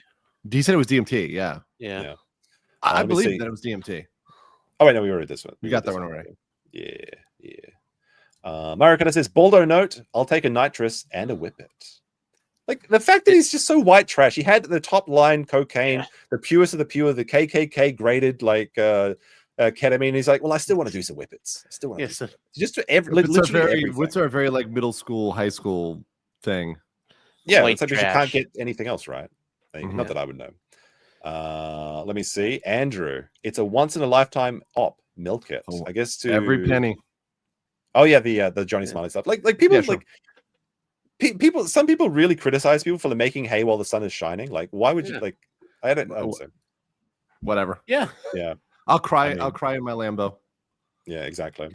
The Turkey Show Live says, did anyone really want Nick to head up a law corporation, or is this in his head? No, so no. He's saying that legal bites asked him to be the leader of Law Tube. No, I was there was like this massive, I think you were in it at the time, Andrew. This massive DM, and no, there was no this idea of like a corporation. There was, from what I remember, there were like this talk of like there was like, oh, certain people could do certain days and things like that, and they were trying to like they work out a schedule, but there was never. Someone suggested a rotating trial coverage day so that one day one person will get all the super chats and the next day, which would never work. It's like a stupid idea. And it was suggested by smaller live shooters. It was essentially a way to share the revenue, right? That's ultimately what people were trying to say: pass around the money. Yeah, I mean, I'm not going to lie. There was some pretty retarded stuff that happened in the Law Tube, like the first Law Tube Civil War. And Legal Bites was a little bit unhinged from what I remember, to say the least of it. She was doing like loyalty oaths and all sorts of weird stuff and trying to kick people out and gatekeep and all sorts of things. She was getting mad at like DUI guy for going, doing the face and everything. So it was Nick was right about some stuff, and like he was right about the groups becoming like really weird and purity tests and things like that. Yeah, he's like, I don't need the group to become weird. I'll do it myself. Yeah. Hold my whiskey, I guess. Yes. All right. Let me see. Here's a whole Niranalid, I guess, with 5 says, does a search warrant allow them to read papers if it's for drugs? Seems off topic to read documents and mail. This was brought up by, I think, Nate the lawyer, right? Like, I think Nate and Sean talked about this. So documents that like they're gonna take part of, like, you could say, I don't live here, it's not my stuff. So when they find your mail, they go, oh, here's Meme Copium at 123 Elm Street. Click. Or they'll take that mail and they're like, look, we have proof he's getting mail here. And it's not just junk mail, but it's, your driver's license came in the mail, your social security check came. Obviously, those are going to where you live. So they use the mail to establish where you live at times. Yeah, but Nate the lawyer did a really good breakdown about how finding the guns wasn't a violation of the search warrant, I believe. No, and, because and the difference between like logging into someone's computer, for example, and looking for documents. Yeah, well, think about it like this: like if I could put this little jar of paint. Okay, well, I'm looking for cocaine. I could could you put it in something this big? Yes. Could I put it in something, even bigger? Like if it's the size of this glass? Yes. So let's say I had something this big, I could open it up and search. Anything that you could put a thing inside of, yes. They teach you in law school. Where could you hide an elephant if you're looking for an elephant? That's where you're allowed to look. So if it's a full-size elephant, you can only look where a full-size elephant could go. But if it's a little toy elephant, where could you put a toy elephant? I don't think anyone has said that guns are illegal. And like I've said, I'm not sure if this is a joke. Yeah, or nobody not. has said that. Who said that? I think all three of us on this stream love guns. Yeah. And frankly, I think that the idea that you can have alcohol and guns together, but you can't have drugs and guns together is ridiculous. Yeah. But that's the law. That's the law, right? We state the law as it is, whether or not we like it or not. It's like this is the law, right? You can disagree with it, you can say it's bullshit, but that is the law. Yeah, I think he's being ironic, but I don't know. You can never. I don't know, and it's like in the movie Blow when Johnny Depp, when he first gets sentenced by the judge, and he's like, "What did I do? I just crossed imaginary lines." And the judge is like, "That was very poetic, but that imaginary line was a state border. Therefore, you violated federal law. You're going to prison." Lines. It's like, well, I think you should be allowed to machine guns, but if I owned a machine gun illegally, I couldn't sit there and go, "What do you mean I'm going to prison?" All right, let me see. Was Nick or Aaron the bottom? We know what happened. We'll do a poll for this. I think chat that's a chat question. This is a chat question. Let's see. Yes. Top or bottom? I think there was another one for the toe there. There we go. Bottom. Hold on. There we go. We'll let chat decide that. But I think I know the answer already. I think I already know the answer. I mean, Nick does have signed kissy face pictures of anime on his desk. So yes. Oh, somebody sent me they ran it through AI. Oh yeah. And they used Grok. Yeah, here I'll send it to you. This is so funny. Scooby Doo. Oh, ruh-roh. He says Aaron says Nick lives in a small community and they don't want the body cam released because it makes the community look really bad. They're ashamed. Oh, maybe that could be it. They could just it could just be like Sean said that maybe the sheriff doesn't like being told what to do, and it's an elected position. Ultimately we can never really know. I think. Yeah. Duncan Idaho says, "Happy birthday, Sean!" Oh, happy birthday! Everyone in chat say happy birthday, please. Happy birthday. Bob Tube says Nick is abusing Farron on X, calling her pregnant. That's okay. I mean, we saw that. It's just it's literally just Nick treating women like shit. News at film at 11. Yeah, it's literally just he's mad that he couldn't tap it. Nova leaked the DMs. Makes me feel bad for his daughters. Like, how does he treat them? Well, I mean, that's what I've been saying is that like Nick is an example for both his sons and his daughters, and he's teaching them that if you're a man, it's okay to have a side bitch and treat your wife like shit. And he's teaching his daughters it's okay to be devalued by a man and treated like a piece of shit that lives in the side house and only comes over for booty calls. Kids learn by example. D's with a £6 or euros actually, I think. Says, I would pay money to watch Nick throw the warrant on the ground like a child. I mean, I would too. Nick should monetize this, honestly. By the way, what are the chances of exposing corruption through this lawsuit? It'll be interesting. It'll definitely be interesting. We don't know. Maybe. He seems to be okay with the corruption for now. I mean, I don't think they're going to bring down like the entire local government, right? No. In that lawsuit. No, nothing's going to happen with that. Big spicer. The Zuluminati. What happens? You're not all going to jail. What happens is the Court of Appeal says, the judge, you're wrong. The people have a right to see this. That's what happens. All right, this is a good one. Marakata says, how did you figure out Aaron was gay? I came up for air and realized the woman left 5 rounds ago. Well, no, Nick's arguments are like, I know Aaron's gay because his dick tastes like shit. Basically Nick's argument. Okay. That's the first time that I've heard that one. You never heard that? Oh my goodness. I've never heard that one. No. Oh. That's funny.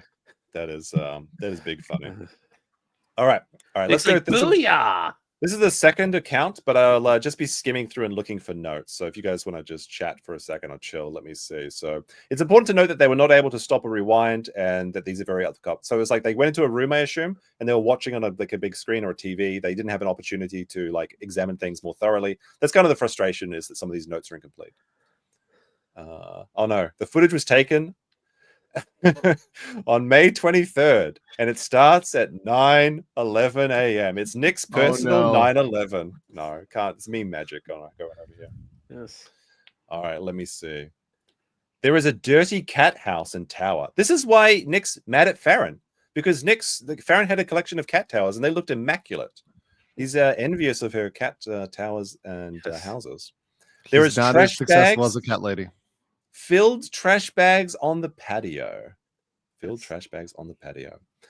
Let me see. Officer sees kid inside the window through the house. It takes about 6 knocks from the police and the door yelling search warrant before someone responds.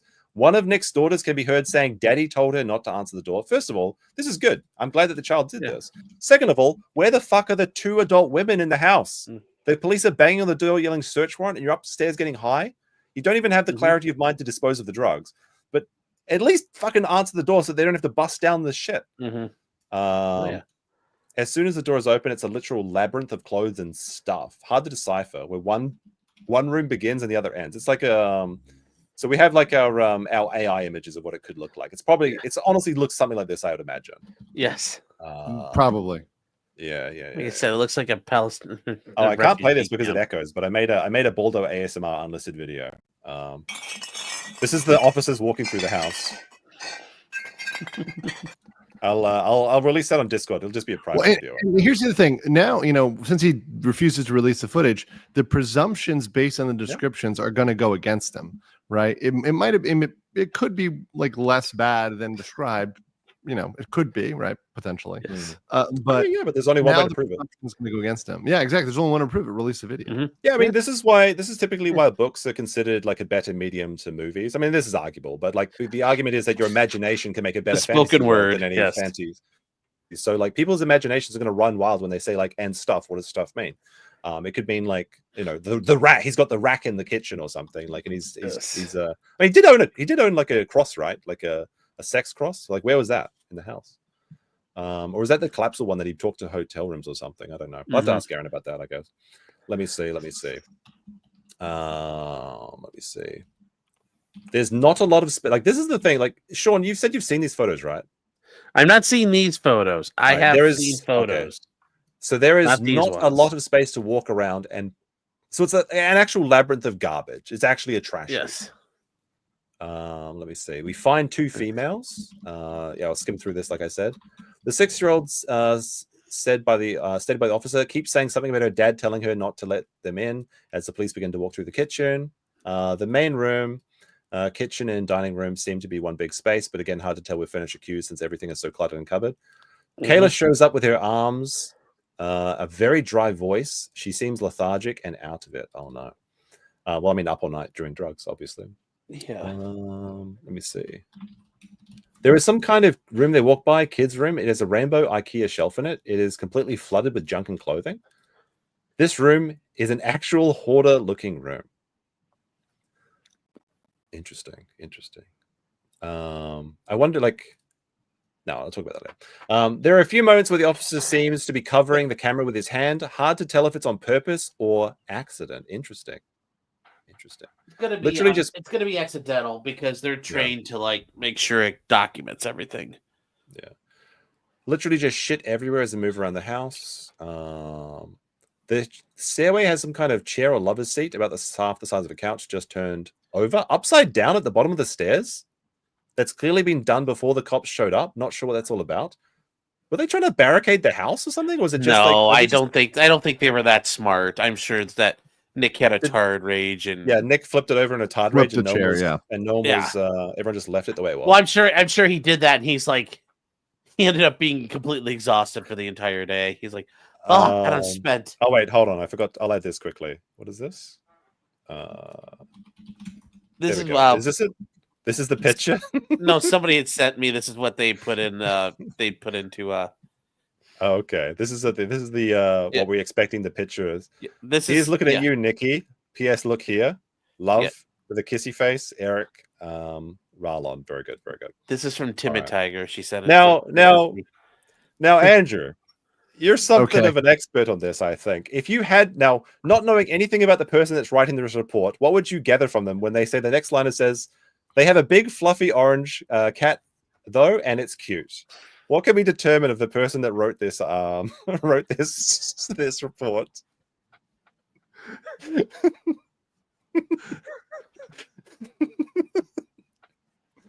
No comment. No comment. All right. 10 minutes in, we have not seen Nick on camera. Garage is very cluttered. It's like YouTube. Art imitates life. Yeah, it is. That is actually a funny move by Null, though. So he sent 3 women to go look at this because the argument was that, like, people want to see the kids, and it's like, well, I'll send adult women then, and also it doesn't matter because the footage would have been censored anyway. So it's like no one would ever see the kids. So it's a complete cope. Yeah. 1,488 people in the chat. What could YouTube mean by this? Anyway. Are you able to handle this? I don't know. It's over 500, Josh. A little dicey for you, bro. Nick is an actual monkey paw. Everyone he wishes poorly on just does excellent. So now that Farron has been wished, now that he said that Farron looks like she's got dead eggs and she's pregnant, Farron's gonna have 5 kids. They're gonna all be they're all gonna be doctor lawyers as well, just like her father. I mean, that's congratulations, Farron. I think maybe she's listening in secret. We don't know. I'll have to talk to her again sometime. Maybe she'd like to come on for one of these streams, but maybe not today. Let's see. The officer goes back upstairs, and we get quick glimpse of the counter. We see food wrappers, bottles, and a box of goldfish. Oh, you like the crackers, right? This is what the kids are being fed on, the goldfish crackers. I mean, I like goldfish, but they're not nutritious. Yeah. No, but they are delicious. This is a good detail that wasn't in. This is a good detail that wasn't in the other one. At 9:23, we finally are outside. We see Nick meekly showing up in the driveway, looking pissed. Looks like he's about to cry, and his arms are folded. He has cargo shorts on and that shitty Jamaican colored tank top. With this version, I will say I like that they editorialize it more. I do like that. Is good on this one. This is good. Yeah. This is good. The first one was more neutral. The first one was very neutral. This is. Oh, wait until you get to the part about the April's top. That's great. Oh no. Let me see. The cops go back in and start getting supplies as the gloves start testing stuff in the main bedroom. A lot of this part of the video, it's just the cops gathering supplies and talking about their attack plan on the house because it's so large and there's so much stuff. You just start, and then when these big tasks that seem insurmountable, you just begin. That's the secret. What is it? Well begun is half done. We're in the bedroom to test. There's a lamp on the nightshade that just has a random tube bouncing on top of it. ? Very, very cluttered space with lots of shit. It is important to note that the bedroom is right there in the main hallway of the house. You could easily walk by every day if you lived there. I say this because all the shit they had in their room would be very easily accessible to the kids. This is also the second person that has reported this. As you walk by the outside of the room, you can see and look right under the bed and the nightstands. The 2 cops keep saying 2 adult females were found in this bedroom together. Incredible amount of bottles and makeup products and clothes, booze bottles and water cups on windowsills. What? That's how you get mosquito larvae. Well, I mean, probably not in your house, but don't leave them outside, open standing water. Is this I'm thinking of signs, where they leave the child's leaving cups of water around that the demon comes and they're allergic to water, which doesn't make fucking sense because Earth's already 60%. Well, never mind. Sorry. It makes sense when you're in the K-hole, Josh. That's true. Cop decides to go downstairs for a sec and give a quick scan of the stream room. We get a closer glimpse of the kitchen table just covered in stuff and loose documents. We enter the stream room, and oddly, the ceiling doesn't seem finished. It has these latex brand sheets covering it. So the ceiling cats are confirmed. I just want to put that out there. The holes in the roof that Nick was looking at, it's actually confirmed that the ceiling cats are there. There we go. The ceiling cats are back for a second. I'm going to move them away. Let me see. We head back upstairs. We can see shoes, garbage, and lots of clutter at the top of the stairs. They seem pretty dangerous. All the junk around the stairs. Yeah, I mean, you got to keep the stairways clear. What if there's a fire or some shit? You don't want to be running down and fall over the couch that Nick flipped up in a tard rage. Let me see. At 9:30, we see him swab around the pillow, and it tests positive for cocaine. That's pretty bad. If a child goes into their mum's bedroom to lie down or lay down with their mum while they're watching Star Trek, they could be lying down on the cocaine pillow. Is Garfield safe? Yes. I believe that Nick has posted proof of life of Garfield. We see him pick up a black vial. It looks like a lipstick tube. He unscrews it and we see white powder. The officer responds, "Oh yeah." He takes a picture. I guess this is April's emergency cocaine tube. Let's see. There's a measurable amount of cocaine in the bedroom. At 9:30, in that master bedroom, measurable amount of cocaine. They also find a large stack of cash, according to them. I heard this was a bag of cash, and I was imagining like the dollar sign, the bag with the dollar sign on it. Yes. But they have a large stack of cash. But he's living large, okay? Like, you got to put those $20,000 of super chats a day from just showing up and drinking whiskey while other lawyers do the work. You got to put it somewhere in your house. It's really remarkable just how far he's fallen. Like what he used to have. Like, and Andrew, you were part of that, right? Like he was making $20,000 a day. You're muted, by the way. Boomer, you're muted. Oh, sorry, but that's nuts. That's actually genuinely insane amounts of money. A lot of people like to say, "Oh, well, you'd be a lawyer if you could make I think one of the arguments people make is, you'd be a lawyer and lawyers make more money." And I'm like, no, you don't understand. Some of these streamers make a ridiculous amount of money, and it far outweighs what you make as a lawyer, especially considering, if you're able to set it up as your own business versus doing it as an employee and getting a considerable taxation advantage. So Nick was making a ungodly amount of money at one point, and it was all pissed away. And all he had to do was really continue. And everybody thought he would be successful coming off of particularly the Rittenhouse case, right? And then Johnny Depp versus Amber Heard. I mean, there could have been movies made. He could have had a show. It could have been doing so much other stuff if he had just kept that momentum. And it's not that hard to keep that momentum. And I think he had an audience that there were several clear topics he could have jumped into, and it was just so squandered. It was really sad to see. And the saddest thing, I think the saddest thing was seeing the people that genuinely hung on till the end because they still thought there was a possibility of that happening.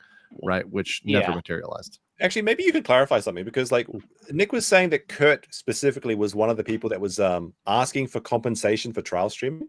Do you know anything about that? Or is I am completely unaware of what happened between Kurt and Nick or whatever else happened there. Yeah, I think he's made this up entirely, because Nick did promise on stream that he was going to compensate people, and I think there were some other details, right? And we've gone through that cope, right? And Nate, the lawyer, said it, and that was the whole argument. It's like, yes, he did say it. And Nick's argument was, I think that subscribers is the compensation, plus he gave some super chats. And, once again, that's neither here nor there, but we all gave each other super chats. So that's kind of, people gave Nick super chats. So it was kind of a wash there.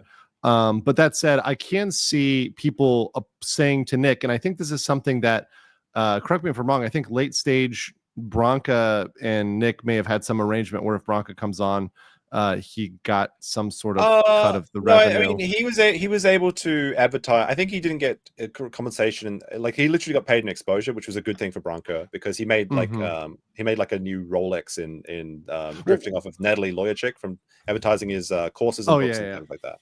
But so it was very beneficial for him. I could absolutely imagine someone saying, "Look, I would only come on your channel." And look, if you're a lawyer who has a presence like Kurt, saying, "Nick, I'll come on your channel if you give me 25% of the super chat revenue or something like that," right? That wouldn't be a unreasonable thing to ask, and then Nick probably would say no, right? Yeah. Apparently, the anime picture is a parody of this picture, where it's Misato's letter to Shinji. This makes sense, but then again, why doesn't Nick have this picture instead of? Why does he have the one with the man? Also, best girl. We all know why. We all know why, Josh. Yeah. Well, I guess we'll have to ask the chat. We'll have to ask the chat who is best girl. You can vote for Ray 1, Asuka 2, or Misato for 3. I know what I'm voting for. No. All right. Let's go back to this document. All right. I think we're getting to the good part. That's kind of funny. Let me see. I'll skip past some of this. A senior Asuka officer who's been talking to Nick says that Nick feels he's been hurt, like emotionally. What do they mean by this? When calling family services, we located a measurable amount of cocaine, and there are 4 children here. Well, there was the 5th one was in the car with Nick.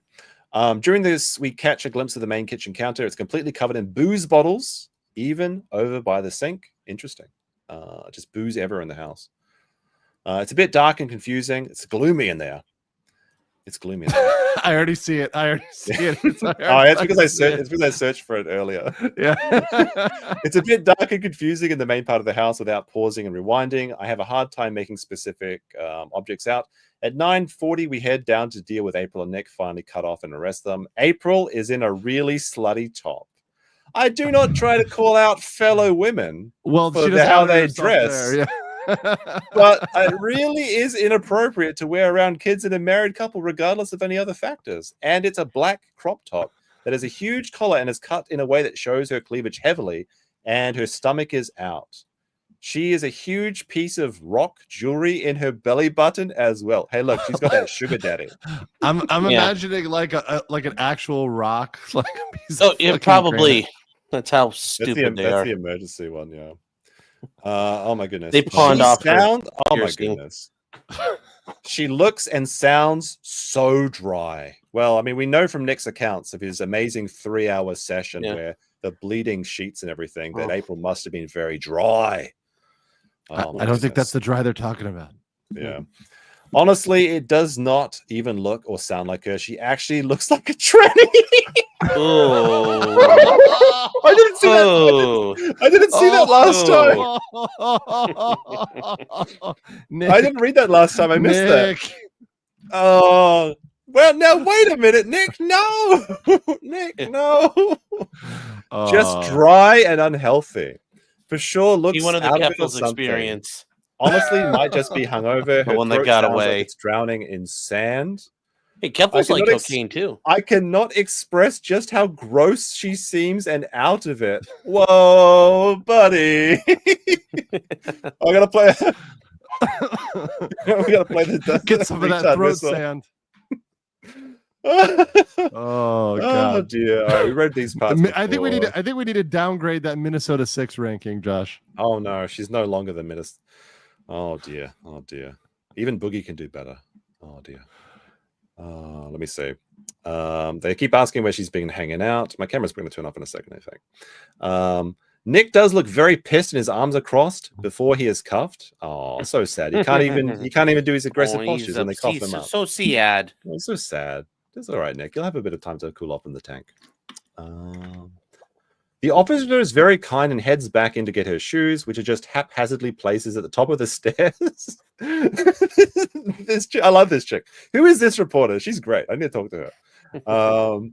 As the officer heads back to the house, a fat orange cat gets out with the kids who have been inside on the patio porch the whole time, says it can go inside or outside. We hear the officer ask the kids about their pets and they calm down. Yeah, but the kids were concerned about their like frogs and things like that, right? Like it was kind of cute. When I was a kid, I had a frog. That was nice. I actually had like my parents gave me like a Bible when I was a kid and had a place in the back for like weddings and marriages. And I remember catching frogs and putting them in my tank. And then I wrote down names and marriages for them. I don't even know if they were. I mean, life finds a way. Maybe they're having the Nick experience in that tank or something. I don't know. Anyway, You heard it, Chet. Me was turning the frogs gay. Oh no, I've been exposed twice today. They seem to be actually okay, no crying and in decent spirits. I think Kayla is with them until a woman from Child Protective Services comes. She is the one in the white and black striped shirt. Interesting that they notice these key details. Just women things, I guess. Let me see. All right, I'll try and skip through this. We'll be going for a while. As they enter the back bedroom, other officers mention that they've found quite a bit of edibles in the room. They don't state what kind, but it can be assumed weed. If they don't know, they have some edibles for shrooms. Molly and other mixtures are actually easy and common to get, but also gummies just being accessible in the bedroom bothers me. I mean, yeah, there was just like the gummies will just look like candy to children as well, right? Right. Like, so you can't leave them around kids. Let me see. Officer tests black vial with an instant blue swab, cocaine right on the bedstand. You can see it from the hallway. Interesting. I mean, because Nick always says like nobody had any idea that the drugs and the debauchery was going on, but he's clearly just out of it. Let's see. Let me see. Officer found. I think that's kind of the bulk of this one. I'm gonna have a quick look through it, but I think that's the good stuff. There was a really good comment though by that last one. Let me have a look. They found the guns. All right, so the officer moves down, searches around the bed and stand. We see that the bedstand actually has the red fridge Nick's been bringing in the whole time. He opens it, and it can only make out some jars of jam in the door from the angle. So food was there for sure. Food and meds on top, easily accessible next to the cocaine. There was a white stuffed animal and a hairbrush at the foot of the fridge right next to the bedstand. So it does seem like the kids come in there. I mean, maybe it could be Kate. Like sometimes adult women have plushies and things. That's not too strange. Given that there are a few toys around on the floor. Although, I don't know. This implies that the kids are in the bedroom to me. That given there are toy floors. It could be Sunny using them as well. I don't know. I mean, it's all conjecture. Any thoughts? I mean, you're making a presumption. You're making a presumption based on what I think is pretty reasonable. What I think is pretty reasonable, because the thing is, the kids stuff and the adult stuff was intermixed, right? Well, yeah, because that's what a very common theme throughout this is that like there's no like delineation between where one room ends and begins, and there's just like it's just like a complete just hoarded pile, like tunnels going through the trash and things. So let me see. One of the officer calls Nick's studio the little layer. Oh, the extra detail. It was the layer in the previous one. This one, it's the little layer. Oh, how adorable for little Nicky and his little layer. Oh, that sounds cute almost endearing. Let me see. They find the person in the bedroom. Let me see. Yeah, I think we've read most of this. All right. I think we're about done with this, I think. Okay. Yeah, there's all the evidence stuff we went through. All right, what is this? We head into the bathroom with a hot tub. Oddly, even though there is a ton of stuff in here as well, the floor is completely clear of junk and it's the cleanest of the rooms. Interesting. So many lotions and makeup products all over the counters. Well, women, am I right? And of course, more booze bottles empty and half full on the counter and the window sills. You'd think so. He Yeah. had to get that balance ready for his camera. Yeah. Oh, so cute. See, we don't have to save. So, Clyde's like, I heard you were saving Sunny. That's true. It could be Nick's special, the special stuff he puts on for Aaron or something. Yeah, or hides the bruising too. Oh yeah, that's true. Yeah. Oh, there's a couple more details I missed actually here. All right, let's have a look. I cannot tell what room this is. We're in at 1038, but it seems like some kind of closet room or bedroom. It just has shelves of more clothes. There is a huge rack with so many adult clothes right in the middle. Interesting. He digs through a random trinket box and finds another bullet inside and takes it to evidence. Louder with crowded mug spotted. That's great. Oh, welcome to the mug club. Oh, my camera turned off. I'll fix it in a second. All right, let me see. At 10:36, we find a safe and the officer searches Rekieta to get the code. They don't know to bust it out. They found 2 handguns hanging out in the garage. I believe that was inside the safe, though. I believe. I love how that's like in all caps. Yeah. Maybe this is the different camera, so they didn't see them breaking open the safe. But I believe the handguns were inside the safe. My assumption is that these were not just loose handguns. If it was, then I mean that just goes to show that Nick is a danger to his entire family. I'll be right back, and then I'll do this. So if you guys want to chat for a second, keep the chat warm. Sure. Hey, Sean, I have a question for you. Yes. This is like off topic, but because I haven't been following all the Nick stuff closely, but what do you think is up with Harden coming in with Monty? Like I haven't been following that. I know you've been following that a little bit closer, but can you give me like the 411 there? Because all I saw was like Harden coming in on the case, and I'm like, oh boy, there's more here. I don't know the full reasoning behind it, but I actually talked to Harden and he called me. He's like, I got some big news for you. And I'm like, oh my God, it's a body cam. He's like, it's not that. And he told me, and I was in my car and I just started laughing my ass off. I don't, it's the internet. It makes perfect sense. So yes. Also, I was going to ask, are you back in your apartment yet? Yeah, I'm in my apartment. Everything's fixed. The earthquake damage is all repaired. I was doing some traveling and I was going around different parts of Thailand, but I'm back like in my main studio. Yeah. So nice. Yeah, but I don't know the full reason why yet this happened. So no, the only other thing I was thinking is as part of Nick's discovery, depending on how Nick makes arguments about things, they could try to like demand discovery of the body cam from him as part of the civil case. That would be hilarious. That would be great. All right, we've got a couple of things that are kind of funny. I'll just show up here for a second. But no, I wish I knew more. I'm sorry. We've got a couple of Nick. We've got a couple of Nick tweets where Nick's doing a bit of a victory lap, obviously, but he has some funny comments. Let me see. Nick said, when you take away the toys of toddlers, they throw a tantrum online. See the way. This is very true, but I don't think this means exactly what he thinks it means. Having fun, chat. And for the ladies in the chat, you dorks just wanted the cat pictures. This is allegedly the cat. I assume this is it when it was a baby. We don't know if these are recent pictures, but the cute cat described in the footage, that's it. That is a good cat. That is a good cat. Orange cats are crazy, but there's nothing like a good big orange. But you don't get to see the video of it walking through the piles of trash and drug paraphernalia. Yeah. Yes. I mean, the kid carried the cat out with them when the cops came. Oh, and I think the big tantrum is when he lost his talking dollies. Oh yeah, it's like it all goes back. And, he can get an emotional support plushie of me if he wants. That is epic, by the way, Sean. That fucking plushie is epic. Well, I'm trying to find a better, because we found one place to try it and we didn't understand. The Tangent Industrial Mining Concern did a really good job, but not to the standard we were looking for. So we're trying to find different ones. We also have some more updates from Farron. This is pretty funny. I protect my own pets better than you protect your children. No. Yeah. Nick responds, only if you wear a Hannibal Lecter mask, Tubby. What does this mean? I don't know. What does this mean? It's retarded. What does it mean? What? His jokes are limp like his dick. That's a good one.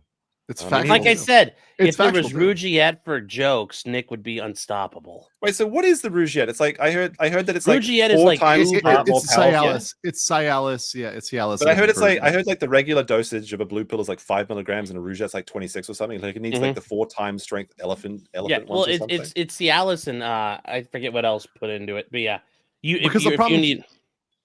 He's trying to get it up on Molly and ketamine, which is and cocaine. And alcohol. Very difficult. Farron responded saying, I'll lose weight quicker than you can get off drugs. And then Zombie Licorice, who has joined the illustrious group of the Banned by Nick Club on Twitter. I can't reply to Nick because the coward blocked me, but it's pretty funny to see him call someone unattractive. Dude looks like Gollum right now. Yeah. Like, I have a Gollum picture that is not Nick, but one of the speaking of the very funny. Well, real quick though, Nick earlier today, and he's like, or was it yesterday? It was like, something really bad happened to somebody I care a lot about or look up to, and I'm like, was it the anime voice actor? No, I was gonna say, was it Romaine and Energy King getting incurable ED? Like, oh no, because that would be really bad, and I'm sure he looks up at them a lot. I mean, yeah, I mean, we just have to take care of our wife. Yeah, we have to appreciate these AI art is like. Even though AI art is getting progressively more yellow for some reason, it kind of matches the sense of gloom. I love how they've got like the anime figures in here. This is like a courtroom sketch. This is actually amazing. Courtroom sketch artists could be replaced by AI, I guess. This one is absolutely keynote. Nick actually said that he looked fucking ripped in this picture, which is very funny. And he thinks. Wait, he said he saw that and said he thinks he looks ripped. I think he's trying to cope. Yeah, it's like a funny and weird joke. I can bring it up for you if you want. No, I believe you. Yeah, unfortunately, he did block me because he's It's funny because I actually never talked to Nick. I only talked about Nick, specifically because I try not to aggravate people I'm talking about. Because it's more fun to be on the outside laughing at instead of being a part of the action. I think. Oh no! I just exposed myself as a. don't I mean just in online things, not in anything else.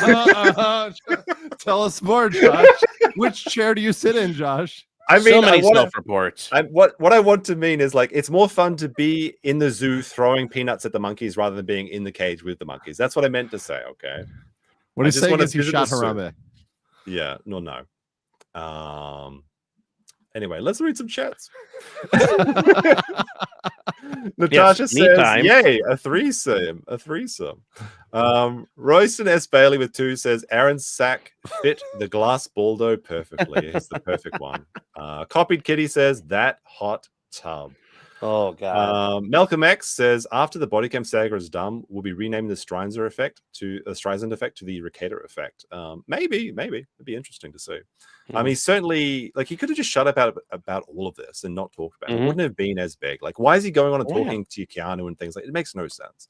But I mean, you can't rationalize an irrational person. His brain is just full of like holes from all the whippets and shit. Won't be shocked if Kayla got an apedal with this. Like the Opidius complex thing. That's weird. Let's not say that. Let's try and keep that out. It's a bit too dark, I think, for this one. All right, chat. Did I miss anything, or are we about caught up? Is there any more breaking details? Every time I do a stream, like 1 hour later, something happens. So I mean, I'm sure Nick is going to be seething at like 0 follower accounts all day. So, well, I mean, yeah, he's staying up all night doing that as well. Yeah. But this is a fun stream. This is a really fun stream. We had a big one too. I think this is the second biggest stream of the last 2 weeks. Of course, Andrew was on with the Johnny Somali. Great stream. Thank you, by the way. That was a fun one. A lot of fun. Yeah. Oh, I'll have to treat you when you're over here for you. sometime. Oh, there's a super chat. Yeah. I just want to check one thing. But it's probably fine. It's probably fine. I'm sure I can leave content for another day, right? We don't want to use everything up. Although I do want to check if anyone else is streaming. Is there anyone to restream to today? But why don't you guys show your channels for a second? What are you up to coming up, Legal Mindset? I'm a very small channel, Legal Mindset. Yeah, no, I just covered Vitaly. I don't know. Today I'm not sure whether I'm going to do a member stream or cover some other topics I want to catch up on. Obviously, as everyone knows, I'm covering the case of Johnny Somali as well as the nuisance streamer cases as well. There was an issue with like Sam Pepper trying to cross the Korean border, which is very interesting. I saw that. Yeah. There's also been some people fucking around here in Thailand, which is not going to end well for them. So yeah, I always keep an eye on the nuisance streamer stuff. I'm planning on, I know the Wes Watson trial is coming up, and then I was planning to take a look at that and is he going to trial on that one? Yeah, in June. Jeez, he's in Florida, so it's televised. Okay. Oh, that'll be fun. Yeah. So that's I watched a big locale. Oh yeah, he is. I watched that thing where he assaults the guy. You're like, oh, have fun with that, buddy. Yeah. But how are you? I do have to ask, how are you dealing with those booty gangs that are chasing you through the streets of Thailand? That Johnny Somali has been. Yeah, he's like, I'm gonna let's make him believe there's people hunting him down. The only people that find me are people that like, I love your channel. Like I have random. Wait, you're telling me there's not armies of ladyboys that are hunting for you in the streets at the night? No, this is what Johnny told me was accurate. And they're not hunting him down with loaded age syringes. No, just like you're not being hunted down by candlesticks, meme. But I've got like Lumiere from the Beauty and the Beast coming after me. He's going to make me his guest. Yes, Lumiere. Sean, what are you up to? What's coming up on the old? Right now, I mean, it's still the Karen Reed trials kind of ongoing. I know people are mad when I say like I don't think it's looking so good right now, but I still don't think it's looking so good for her at the end of the day. But it's not looking so good. Then we got some other stuff. Hopefully this, ends here quick because this kind of really has dominated the time. But Destiny's still going with his trial. Oh yeah, how's that going? I know. Like his case, it's weird because I mean I think she's, they've got him, but her attorneys are acting so fucking weird. I think Sean, would you say? I really do think this thing will settle at some point. Oh, I think it will too, but I think it's going to settle for a lot more. And it's not going to be the $15 million, but it was also not going to be for him just here's $20 and fuck off. Yeah. I think that was really the big thing there. That's the next special. He gave you a $20 super chat. He's done his part. I think it'll be somewhere in the 100,000s, maybe 200, 300,000, something. I think so. I think it'd be something like that at the end of the day. And then I know coming up, there's some updates for the sheriff in Kentucky who murdered the judge. That's coming up there as far as some other stuff. And then see what else is there. Yeah, really, that's a couple of things that are going on right now. So sounds good. Also, Jose Rodriguez with a 5 says, would either of you be interested in some Balldo or Law Cope license plates? I'm okay. We're the shipment to Asia is kind of expensive. Yeah. Oh, there's a code. Yeah. Like living in Asia, you kind of become a bit of a minimalist. Our license plates are going to get tariffed. Oh yeah, that's true. Well, you could get them made in China though too, so it'd probably be even easier. That is cool though. Maybe if I make it over to Stoney's, I'll try and get one and bring it to Stone.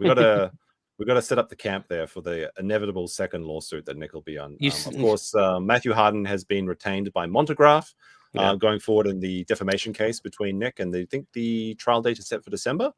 So there will be it all got pushed out. It's going to get pushed out a couple of months. Was that the original date? Was December? Yeah, that was the original date, but they're asking. So 2026 now. Yeah, well, it's sometime in 2026. Yeah, probably. Alrighty then. I guess I'll play us out on Balldo ain't streaming tonight because the chat wanted it. I think I've got it here somewhere. Are you guys free to leave, or if you want to hang out for a bit, that's cool too. Okay, cool. I'll hang out for a couple. Yeah. All right. Where is this? It's almost 11, and there's still no stream. I can't find it. I can't find it. It's funny because 2.0 caught me singing that today when I were watching Kieran read. I was just humming to myself. I'm like, I'll play. Balldo ain't stream tonight. I'll play this one, but since Andrew's here, Must really suck to be meme copium.